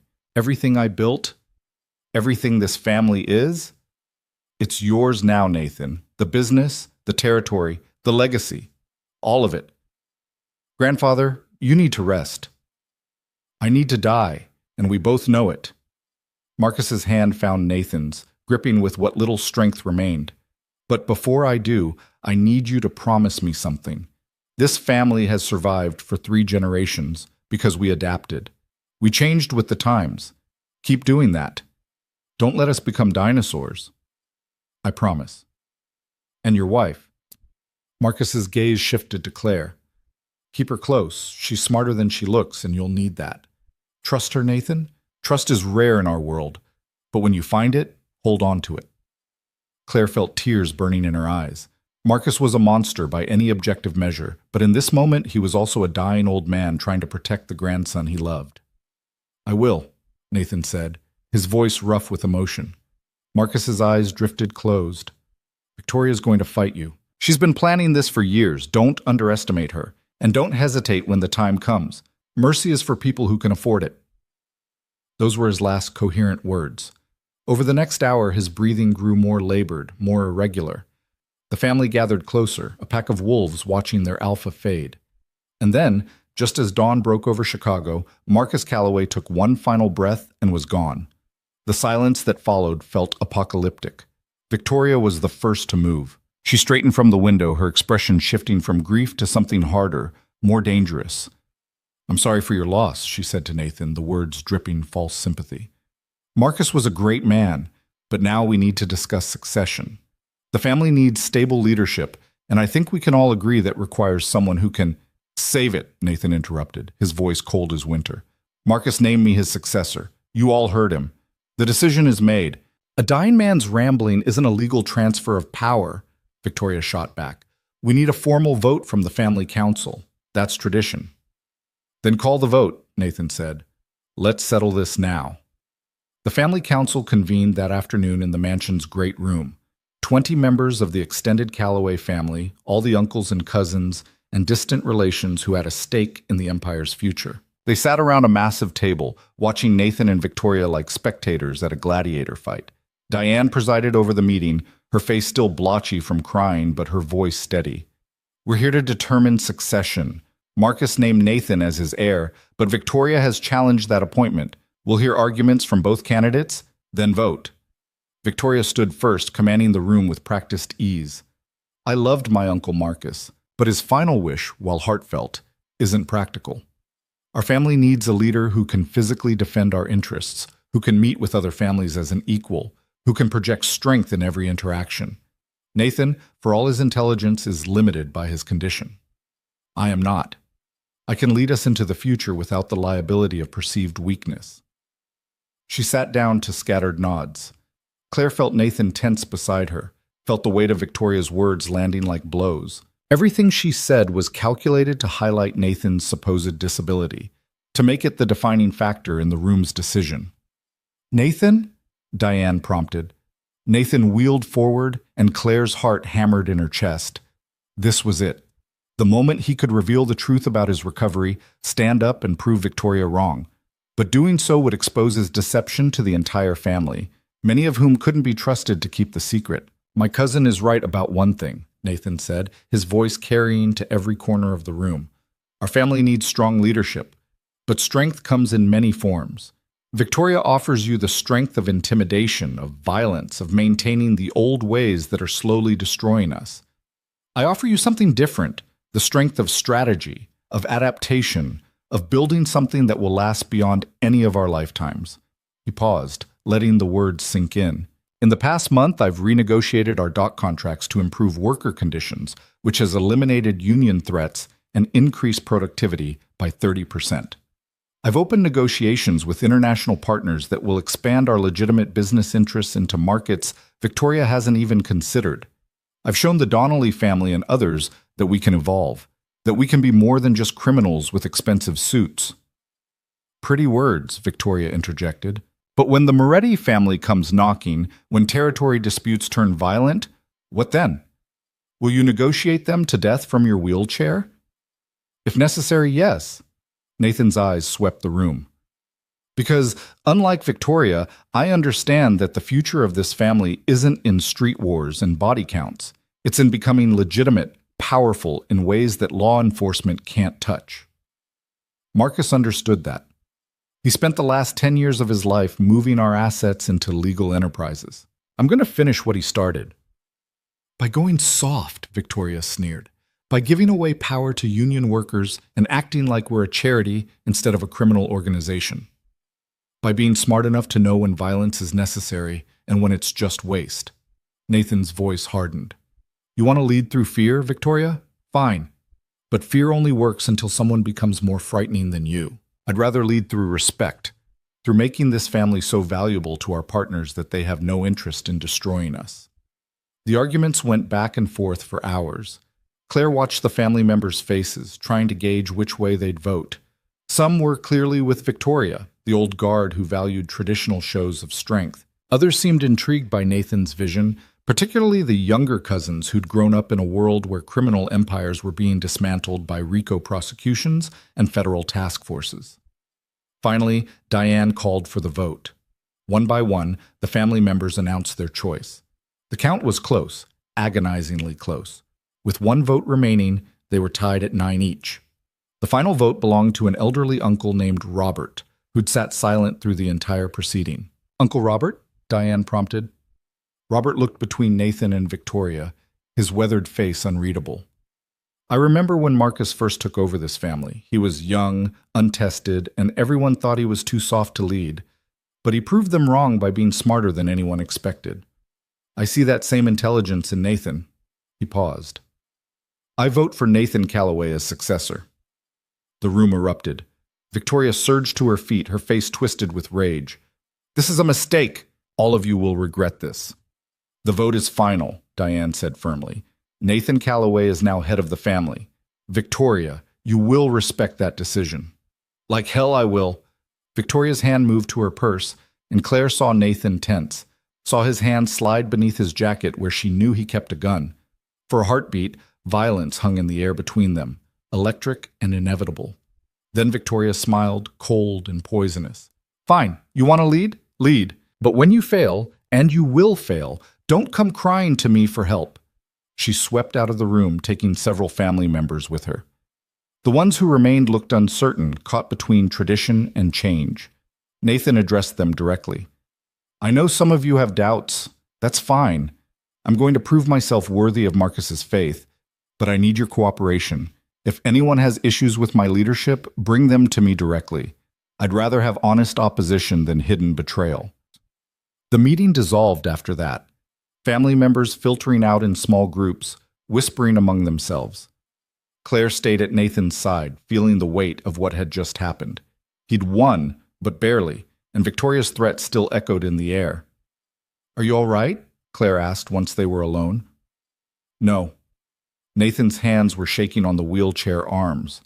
"I just took control of a criminal empire while half the family wants me dead. I'm very far from all right." "But you did it. You won. For now." Nathan looked up at her, and Claire saw exhaustion in every line of his face. "Victoria's going to retaliate. Soon. We need to be ready." They spent the next week preparing. Nathan increased security around the mansion, vetted every employee, and installed new surveillance systems. He met with loyal family members to shore up support, made deals to secure alliances, and worked 18-hour days that left him hollow-eyed and tense. Claire helped where she could, learning the intricacies of the family business faster than she'd thought possible. She sat in on meetings, took notes, offered opinions when asked. Slowly, she stopped being just Nathan's wife and became his partner in truth, the person he trusted to see the full picture. Their relationship shifted during those intense days. The walls between them eroded under pressure, until Claire couldn't remember where the performance ended and reality began. Nathan touched her more often, a hand on her back as they walked, fingers brushing hers during meetings, his palm cupping her face when they were alone. And Claire found herself leaning into those touches, craving the warmth and connection they provided. "We need to talk about this," Nathan said one night, finding Claire in the library where she'd gone to escape the pressure. "Talk about what?" "Us. What's happening between us." Nathan wheeled closer, his expression serious. "I hired you to play a role, Claire. To be my wife in name only. But somewhere along the way that changed, for me at least. I need to know if it changed for you too." Claire's heart hammered against her ribs. This was dangerous territory, admitting feelings in a relationship built on transaction and necessity. But looking at Nathan, at the vulnerability in his eyes, the hope mixed with fear, she couldn't lie. "Yes," she said quietly. "It changed. I don't know when exactly, but somewhere between the threats and the gun lessons and the family meetings, I stopped pretending. Claire, I know this is complicated. I know we started as a business arrangement, but I care about you, Nathan, really care, and I think you care about me too." "I do." Nathan reached for her hand, pulling her closer. "More than I should. More than is safe. You were supposed to be a shield, a way to secure my position. But you've become so much more than that." He stood then, rising from the wheelchair with the fluid grace she'd seen that night in his study. Claire's breath caught as he towered over her, solid and whole and devastating. "I'm still not supposed to know you can do that," Claire whispered. "You're the only person outside my doctor who does know." Nathan's hands framed her face, tilting it up toward his.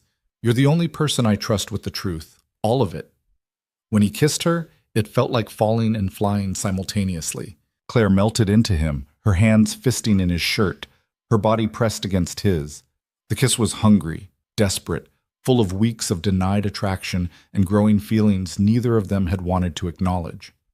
"This changes everything," Claire gasped when they finally broke apart. "I know." Nathan rested his forehead against hers.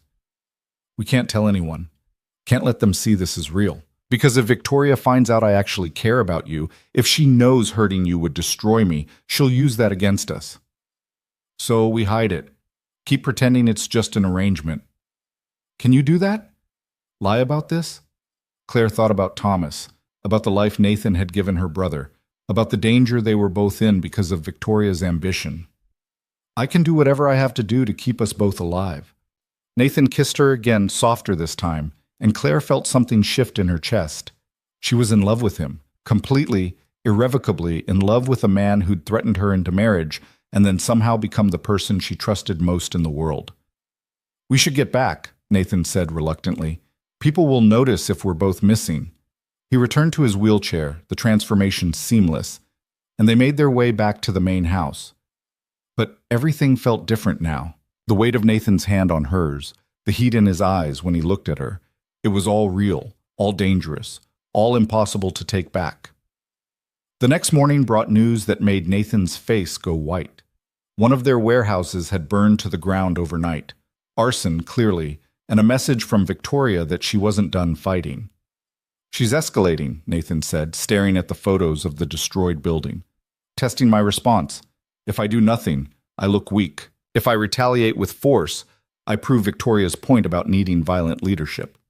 "Then we respond differently," Claire said. "We prove the fire was arson, we press charges through official channels, and we rebuild twice as big. Show her that destroying our property just makes us stronger." Nathan looked at her with something like wonder. "You're thinking like a Calloway now. Is that good or bad?" "I'm not sure yet." But he was smiling when he said it. They implemented Claire's plan, using official channels to investigate the fire, while quietly putting the word out that any further attacks would be met with serious consequences. It was a balance, showing strength without starting an all-out war. But Victoria wasn't finished. Over the next 2 weeks, she made move after move, spreading rumors that Nathan was too weak to lead, approaching family members with offers to switch allegiances, making deals with rival families that encroached on Calloway territory. Nathan countered each move with strategy instead of violence. He exposed Victoria's lies, offered better deals than she could match, and slowly turned her aggression into proof that she was the unstable one, not him. The final showdown came at the annual Calloway Foundation Gala, the same event where Claire had first appeared as Nathan's wife. This year, the stakes were infinitely higher. The ballroom was packed with Chicago's elite, both legitimate and criminal. Everyone who mattered was there, watching to see how the new Calloway leadership would handle itself. Nathan and Claire arrived together, presenting a united front, and the moment they entered, all eyes turned to them. "Ready?" Nathan murmured. "No," Claire admitted, "but I'll pretend to be." They worked the room like they'd been born to it. Nathan in his wheelchair, commanding respect through sheer force of will, Claire at his side, learning to read the subtle power plays and hidden agendas behind every polite conversation. Victoria arrived fashionably late, dressed in red like blood, her smile sharp as knives. She moved through the crowd with predatory grace, and Claire could feel her watching, waiting for an opening. The speeches started after dinner. Diane welcomed everyone, spoke about Marcus's legacy, and introduced Nathan as the new head of the Calloway family. Nathan's speech was brief but powerful, outlining his vision for the future and thanking everyone for their support. Then Victoria asked to speak. "I just wanted to say a few words about my dear cousin," Victoria began, her voice honey-sweet and venomous. "Nathan has worked so hard to prove he can lead from his wheelchair. It's admirable, really, almost as admirable as the fairy tale he's selling about his marriage." The room went silent. Claire felt Nathan tense beside her, felt the sudden weight of hundreds of eyes turning toward them. I mean, we all know the truth, don't we? Victoria continued. That Claire was a nobody nurse with a mountain of debt when Nathan found her. That this marriage was a transaction, nothing more. A pretty prop to make Nathan look stable and capable.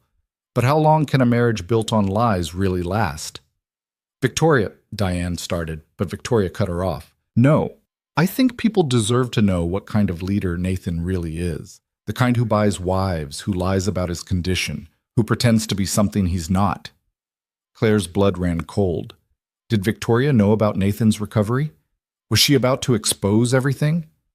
But Nathan was already moving. He pressed a button on his wheelchair, and suddenly the screens around the ballroom lit up with financial documents, emails, recorded phone calls, all evidence of Victoria's schemes over the past month. The arson, the attempted bribery of family members, secret deals with rival organizations that would have destroyed Callaway interests. You want to talk about lies, cousin? Nathan's voice cut through the shocked silence. Let's talk about yours, how you've been systematically trying to undermine my leadership, how you hired people to burn our warehouse, how you've been selling family secrets to our enemies. Victoria's face went from red to white. That's fabricated. Lies. It's all documented. Every phone call, every meeting, every illegal move you've made. Nathan gestured to the screens. I've been watching you, Victoria, gathering evidence, waiting for you to overplay your hand. You can't prove any of this. I already have, and I've shared it with every major family in Chicago. They all know now what you really are, a traitor who puts her own ambition above family loyalty. The crowd's murmur rose to a roar. Victoria looked around wildly, seeing her support crumbling in real time. The families wouldn't tolerate a traitor, wouldn't work with someone who'd proven she'd sell anyone out for power. This isn't over, Victoria hissed. You think you've won? You've just made an enemy you can't survive. She stormed toward the exit, but Nathan's guards blocked her path. And then Victoria did something that turned Claire's blood to ice. She pulled a gun. The ballroom erupted into chaos. People screamed, dove for cover. Victoria's hand was shaking, the weapon aimed directly at Nathan, and Claire saw murder in her eyes. You took everything from me, Victoria said, her voice breaking. Everything I worked for, everything I deserved. Well, if I can't have it, neither can you. Time seemed to slow. Claire watched Victoria's finger tighten on the trigger, watched Nathan sitting in his wheelchair, too far away to dodge, too committed to his deception to reveal he could move. Claire didn't think.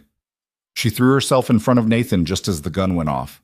The impact felt like being hit by a truck, white-hot pain blooming in her shoulder, spinning her around. She heard Nathan scream her name, heard more gunshots as security returned fire, heard Victoria's shriek cut short. Then she was falling, and Nathan caught her, not in the wheelchair, but on his feet, standing, his arms around her as they both went down. "Claire, stay with me," Nathan was saying, his voice raw with panic. "Someone call an ambulance. Claire, please." "You're standing," Claire mumbled, her vision going gray at the edges. "Everyone can see you standing." "I don't care. I don't care about any of it." Nathan's face was above hers, and he was crying. "Just stay alive. Please, Claire, stay alive."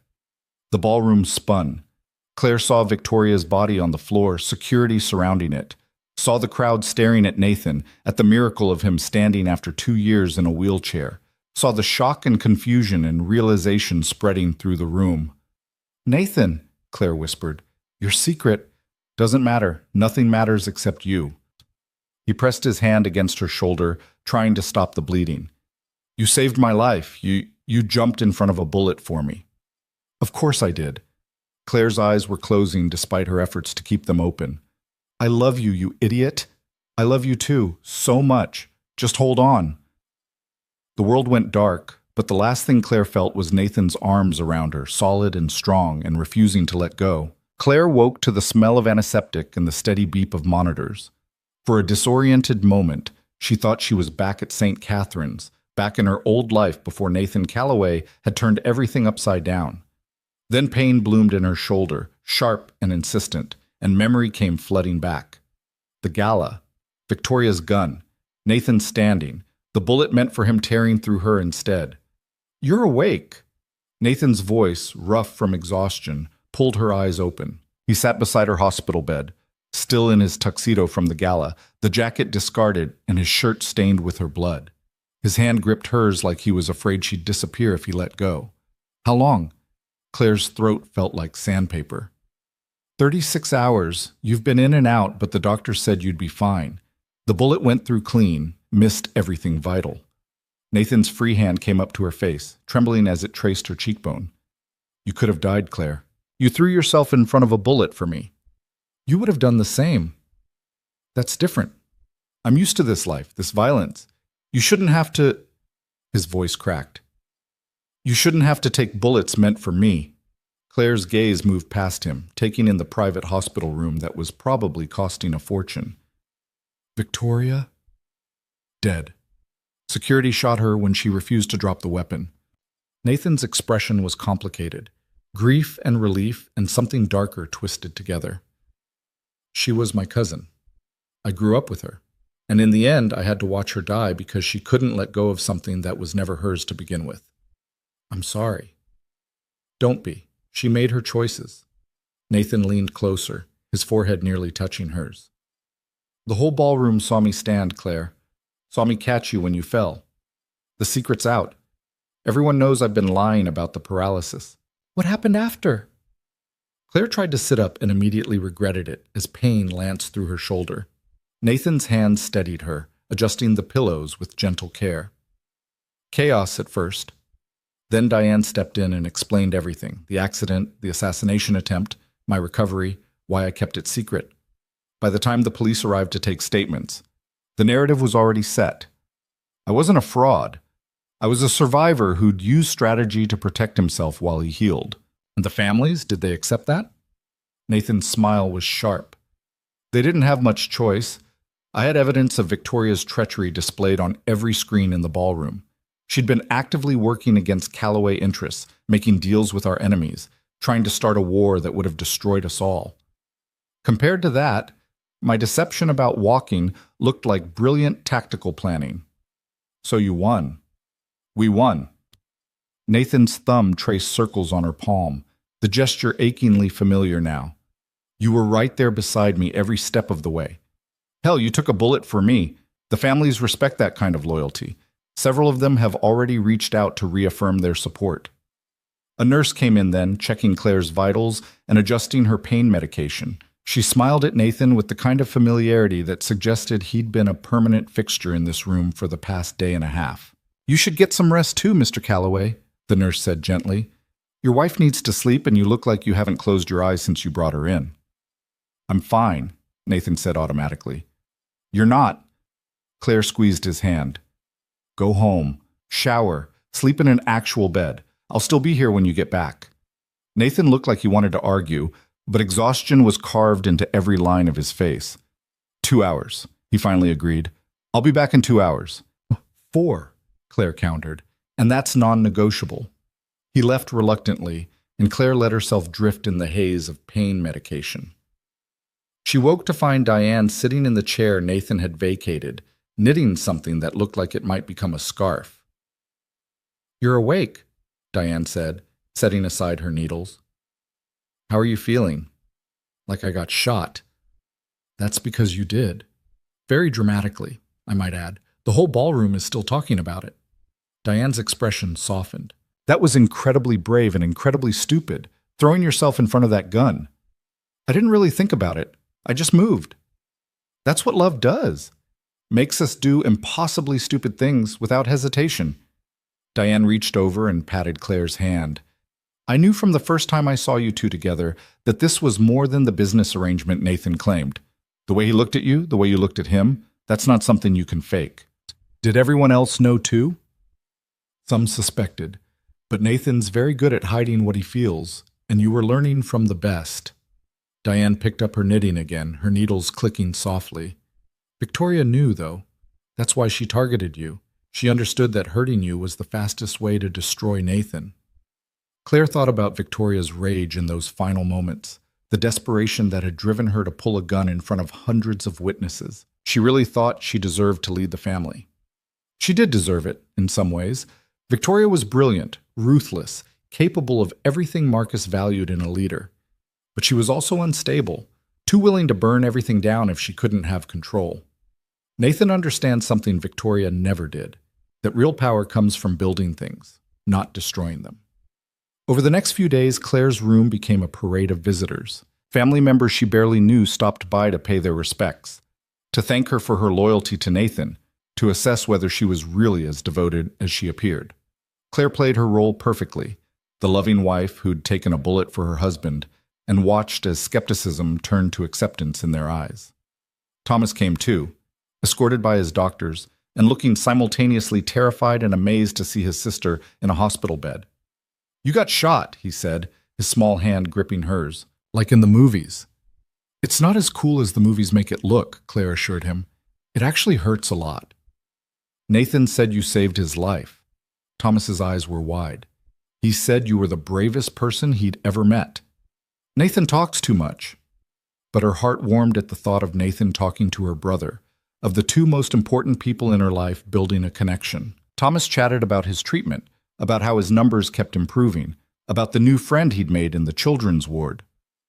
Claire soaked up every word, grateful beyond measure that her sacrifice had given him this chance at life.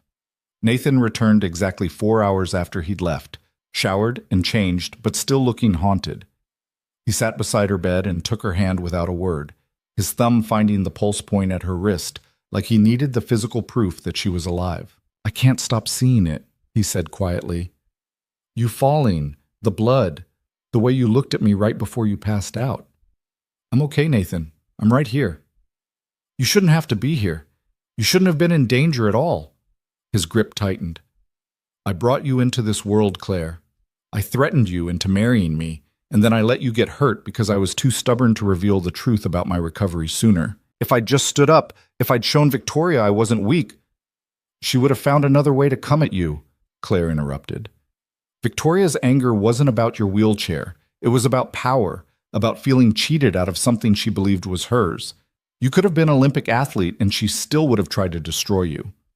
Nathan was quiet for a long moment. "The marriage contract," he said finally. "The one you signed. It stipulates that after succession is secured, we divorce and you receive a settlement." Claire's heart clenched. "Succession is secured now." "Yes, which means legally you're free to go. I can have the lawyers draw up divorce papers, transfer the funds we agreed upon, make sure Thomas's treatment is covered for life. You can walk away from all of this, Claire. Build the quiet life you deserved before I dragged you into my nightmare." The offer should have been tempting. Freedom from the violence and danger that came with being a Calloway.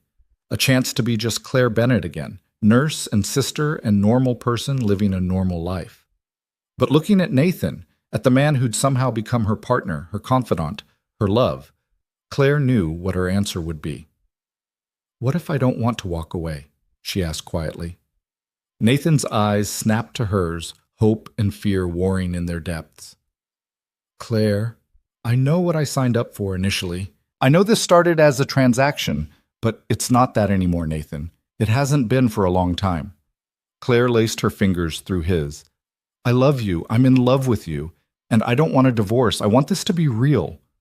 "You have no idea what you're saying. The life I lead, the things I'll have to do as head of this family, I know exactly what I'm saying. I've spent the last 2 months learning your world, understanding the choices you have to make. I'm not naive anymore, Nathan. I see you clearly, all of you, the good and the terrible, and I'm choosing you anyway." Nathan made a sound that was half laugh, half sob. "You're completely insane." "Probably, but so are you for falling in love with me." "That happened the night of the first gala," Nathan admitted, "when you stood up to Victoria and refused to be intimidated. I looked at you and thought, this woman is going to ruin me completely. And I was right." He kissed her then, careful of her injuries, his hands cradling her face like she was something precious and breakable. Claire kissed him back and felt something settle in her chest, some missing piece clicking into place. "We're really doing this?" Nathan whispered against her lips. "Making this marriage real? We're really doing this. Then there's something I need to do properly." Nathan pulled back, his expression turning serious. He reached into his pocket and pulled out a ring. Not the platinum band she wore from their contract wedding, but something else entirely. A sapphire, the color of midnight, surrounded by diamonds that caught the light. "This was my grandmother's," Nathan said. "The only woman Marcus ever loved, the only person who could make him laugh. She wore this ring for 50 years, and when she died, she made him promise to give it to whoever I truly loved." He slid it onto Claire's finger beside her wedding band. "I want you to have it, not because a contract says you're my wife, but because you chose to be. Because you saw every dark part of me and decided I was worth fighting for anyway." Claire looked at the ring through tears. "It's beautiful." "So are you, inside and out. You're the best thing that ever happened to me, Claire, and I'm going to spend the rest of my life making sure you never regret choosing this." The doctors released Claire a week later with strict instructions about physical therapy and taking it easy. Nathan had the mansion's east wing converted into a recovery suite, complete with medical equipment and a nurse on staff, though Claire insisted she could manage most of her care herself. "You were shot because of me," Nathan said when she protested. "Let me take care of you." So Claire let him. Let him help her with exercises, brought her meals when she was too tired to come downstairs, sat with her during the long, boring hours of recovery. They talked about everything: his childhood growing up in the family business, her dreams of becoming a doctor before student loans made it impossible, the future they wanted to build together. "I want to expand the foundation," Nathan said one afternoon, spread out on the bed beside her with financial reports scattered around them. "Marcus started it as a tax shelter, but we could make it legitimate, actually help people." "What kind of help?" "Medical care for families who can't afford it, scholarships for kids from neighborhoods like the one you grew up in, job training programs to give people alternatives to crime." Nathan looked at her. "I know I can't erase the harm this family has caused, but maybe I can start balancing the scales." "That's a good start," Claire agreed. "What about the illegal operations?" "I'm phasing them out. Slowly, carefully, so we don't create power vacuums that other families will fill. But within 5 years, I want Callaway interests to be completely legitimate. Real estate, shipping, investments, all above board, all legal." "That's ambitious." "I have an ambitious wife who makes me want to be better than I am." Nathan's hand found hers. "You changed me, Claire. Made me see possibilities I'd given up on." Claire was cleared for full activity 6 weeks after the shooting. Her shoulder still ached sometimes, especially when it rained, but the doctor said she'd heal completely. The scar would remain, a permanent reminder of the night everything changed. The family held a formal ceremony to officially recognize Nathan's leadership. No wheelchair this time, just Nathan standing tall in front of the assembled families and accepting the responsibilities Marcus had left him. Claire stood beside him, wearing the sapphire ring and a dress the color of midnight, and felt pride swell in her chest. This man, this complicated, dangerous, brilliant man, was hers, and she was his. The Donnelly family attended, pledging their continued support. So did the Morettis and the Lees and all the other families that made up Chicago's power structure. They'd seen Nathan prove himself through strategy and strength, seen Claire's loyalty, and decided that betting against them was a losing proposition. Even the families that had sided with Victoria came back into the fold, offering apologies and promises of fealty. Nathan accepted them cautiously, keeping potential threats close where he could watch them. "Trust but verify," he told Claire later. "That's how we stay alive in this world." 3 months after the shooting, Nathan took Claire to visit Thomas at the Chamberlain Institute. Her brother's latest scans showed no signs of cancer. Complete remission, the doctors said with genuine excitement. He'd need monitoring for years, but the prognosis was excellent. "I'm going home soon," Thomas told them, bouncing with excitement. "Real home, not hospital home, and the doctor said I can go back to school." Claire hugged him carefully, overwhelmed with relief and joy. This was what she'd sacrificed everything for, what she'd married a stranger and walked into danger for. Thomas's life, his future, his chance to be a normal kid again. "We have a surprise for you," Nathan said. "When you're discharged, you're not going back to your old apartment. You're coming to live with us. We've set up a room for you at the mansion. Gaming systems, comic books, everything an 8-year-old could want. And Claire will be there every day." Thomas's eyes went wide. "Really? I can live with you." "Really?" Claire confirmed, her throat tight with emotion. "We're a family now, all 3 of us." Thomas launched himself at Nathan, hugging him with the unselfconscious affection of childhood. Nathan's arms came around him, and Claire saw tears in his eyes. This man who'd built walls around his heart, learning to let people in. They brought Thomas home 2 weeks later. Watching him explore the mansion, his delighted shouts echoing through halls that had been silent for too long, Claire felt something shift. This place had been a prison when she first arrived, then a battlefield. Now it was becoming a home. Nathan threw himself into running the family with the same strategic brilliance he'd used to survive Victoria's coup. He renegotiated contracts, forged new alliances, and slowly transformed Callaway operations from criminal enterprise to legitimate business empire. It wasn't easy. There were setbacks and challenges, families who resisted change, and moments when violence seemed like the only solution. But Nathan had Claire beside him now, offering perspectives he'd never considered, pushing him toward solutions that didn't involve bloodshed. Together, they were better than either could have been alone. The Callaway Foundation expanded rapidly under their joint leadership.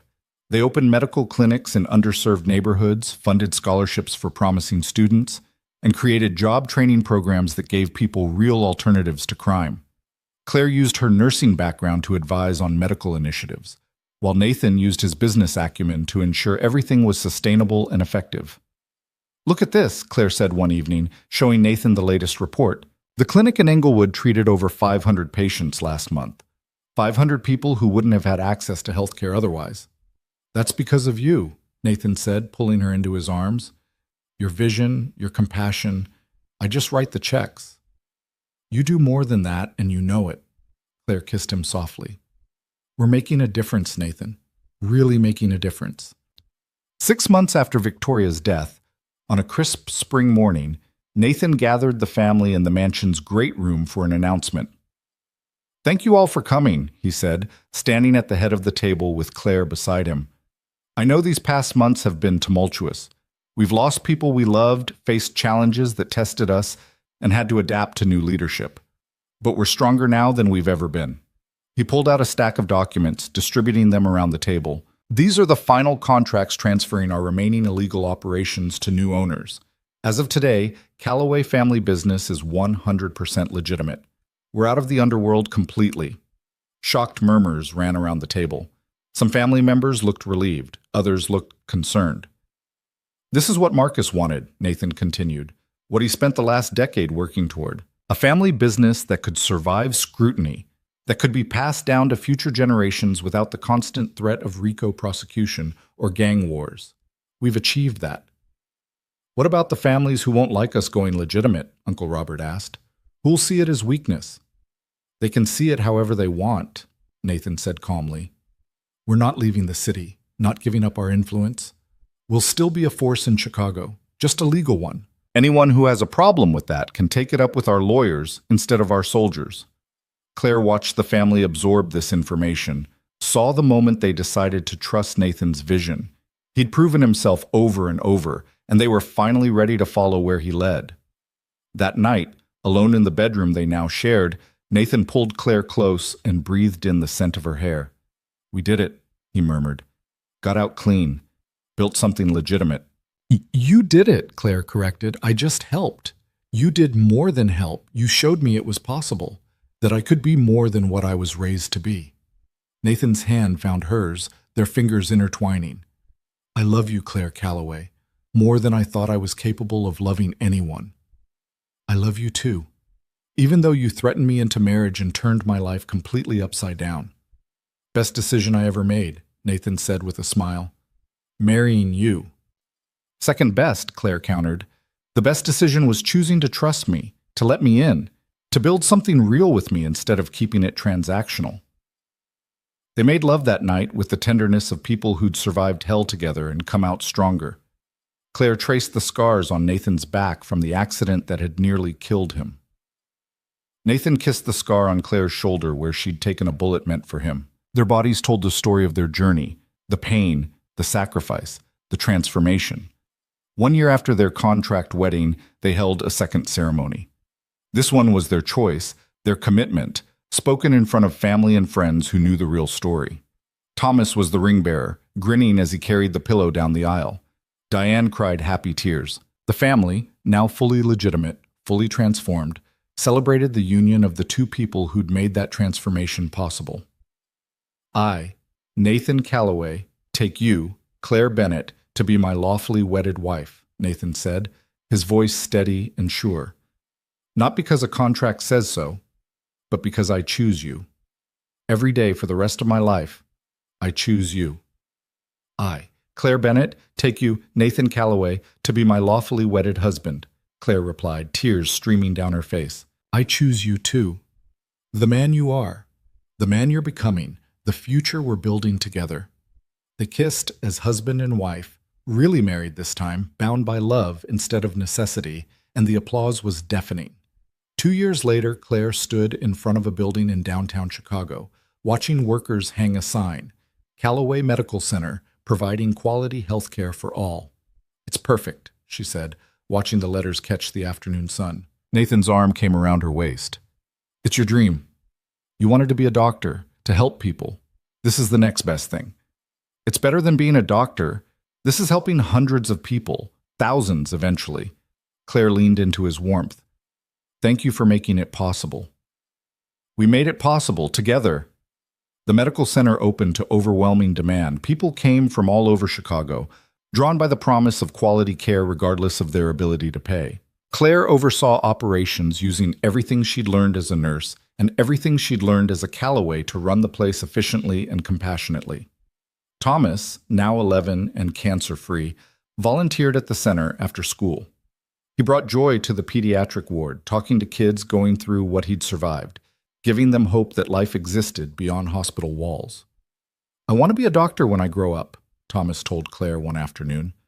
Like you wanted to be. But I'm actually going to do it. You will, Claire said with absolute certainty. You can do anything, Thomas. You beat cancer. You survived when the odds said you shouldn't. If you can do that, you can definitely get through medical school.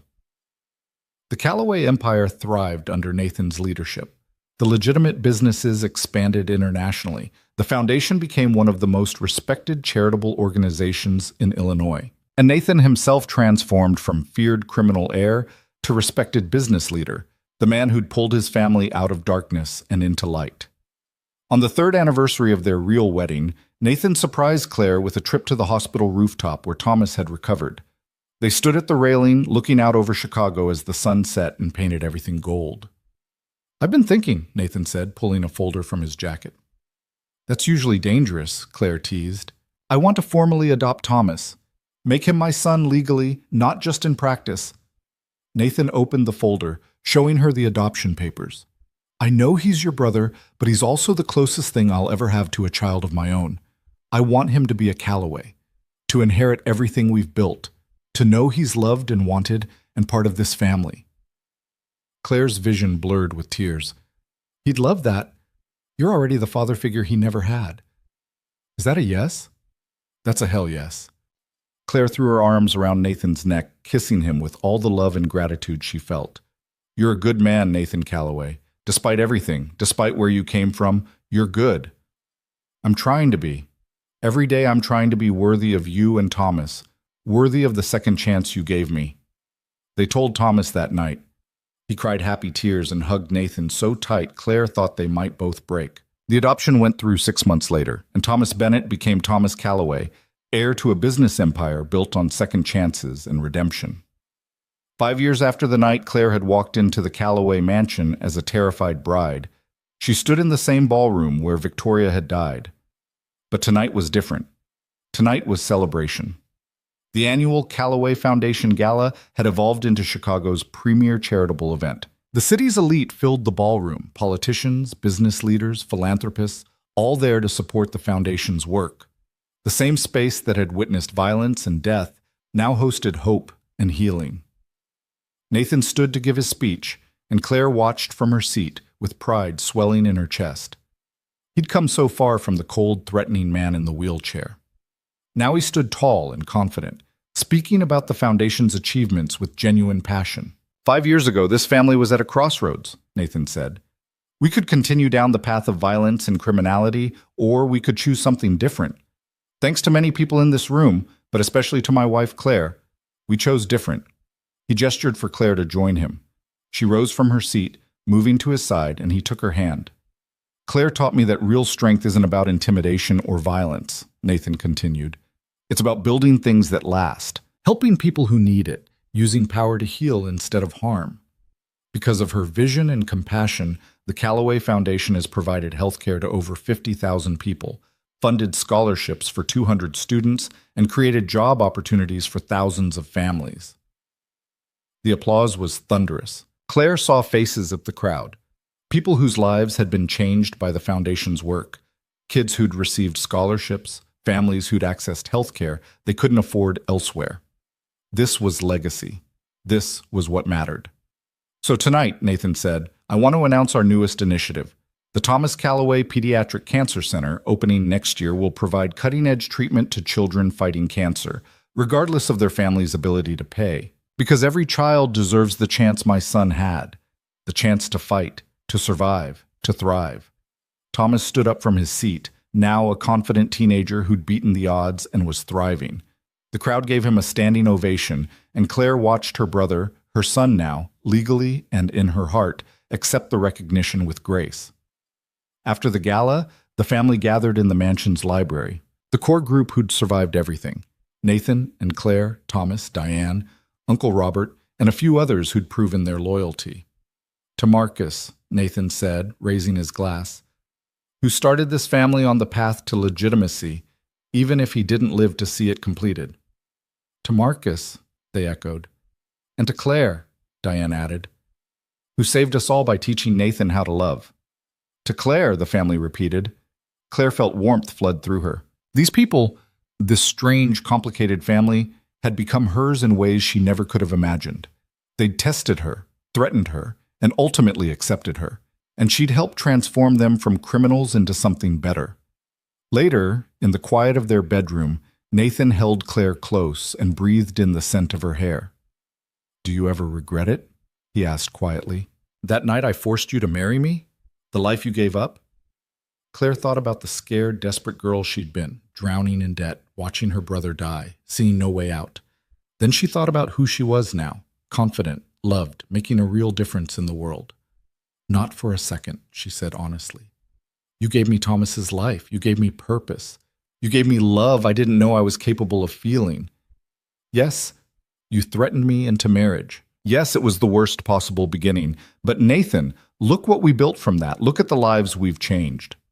We did build something beautiful, didn't we? We built something real, something that matters. Claire turned in his arms to face him. I love you. I love the man you've become, the father you are to Thomas, the leader you've chosen to be. I love all of it. Nathan kissed her, deep and slow and full of promise. I love you too. My wife, my partner, my salvation. They made love that night with the ease of people who knew each other completely, who'd survived hell together and chosen each other anyway. And afterward, wrapped in Nathan's arms, Claire thought about the journey that had brought them here. She'd been forced into a marriage with a stranger. That stranger had become her partner, then her love, then her husband in truth. Together, they'd faced down danger, transformed a criminal empire, and built something good from darkness. The girl who'd walked into the Callaway mansion terrified and alone was gone. In her place was a woman who'd found her strength, her purpose, her home. Claire Callaway, wife, mother, philanthropist, survivor, had everything she'd never dared to dream of. And it had all started with an impossible choice and a dangerous man who'd somehow become her happy ending. Years later, when Thomas graduated from medical school and began his residency at the very hospital where Claire had once worked, she stood with Nathan and watched their son, brilliant, compassionate, cancer-free, begin his journey to heal others. We did good, Nathan murmured, his arm around Claire.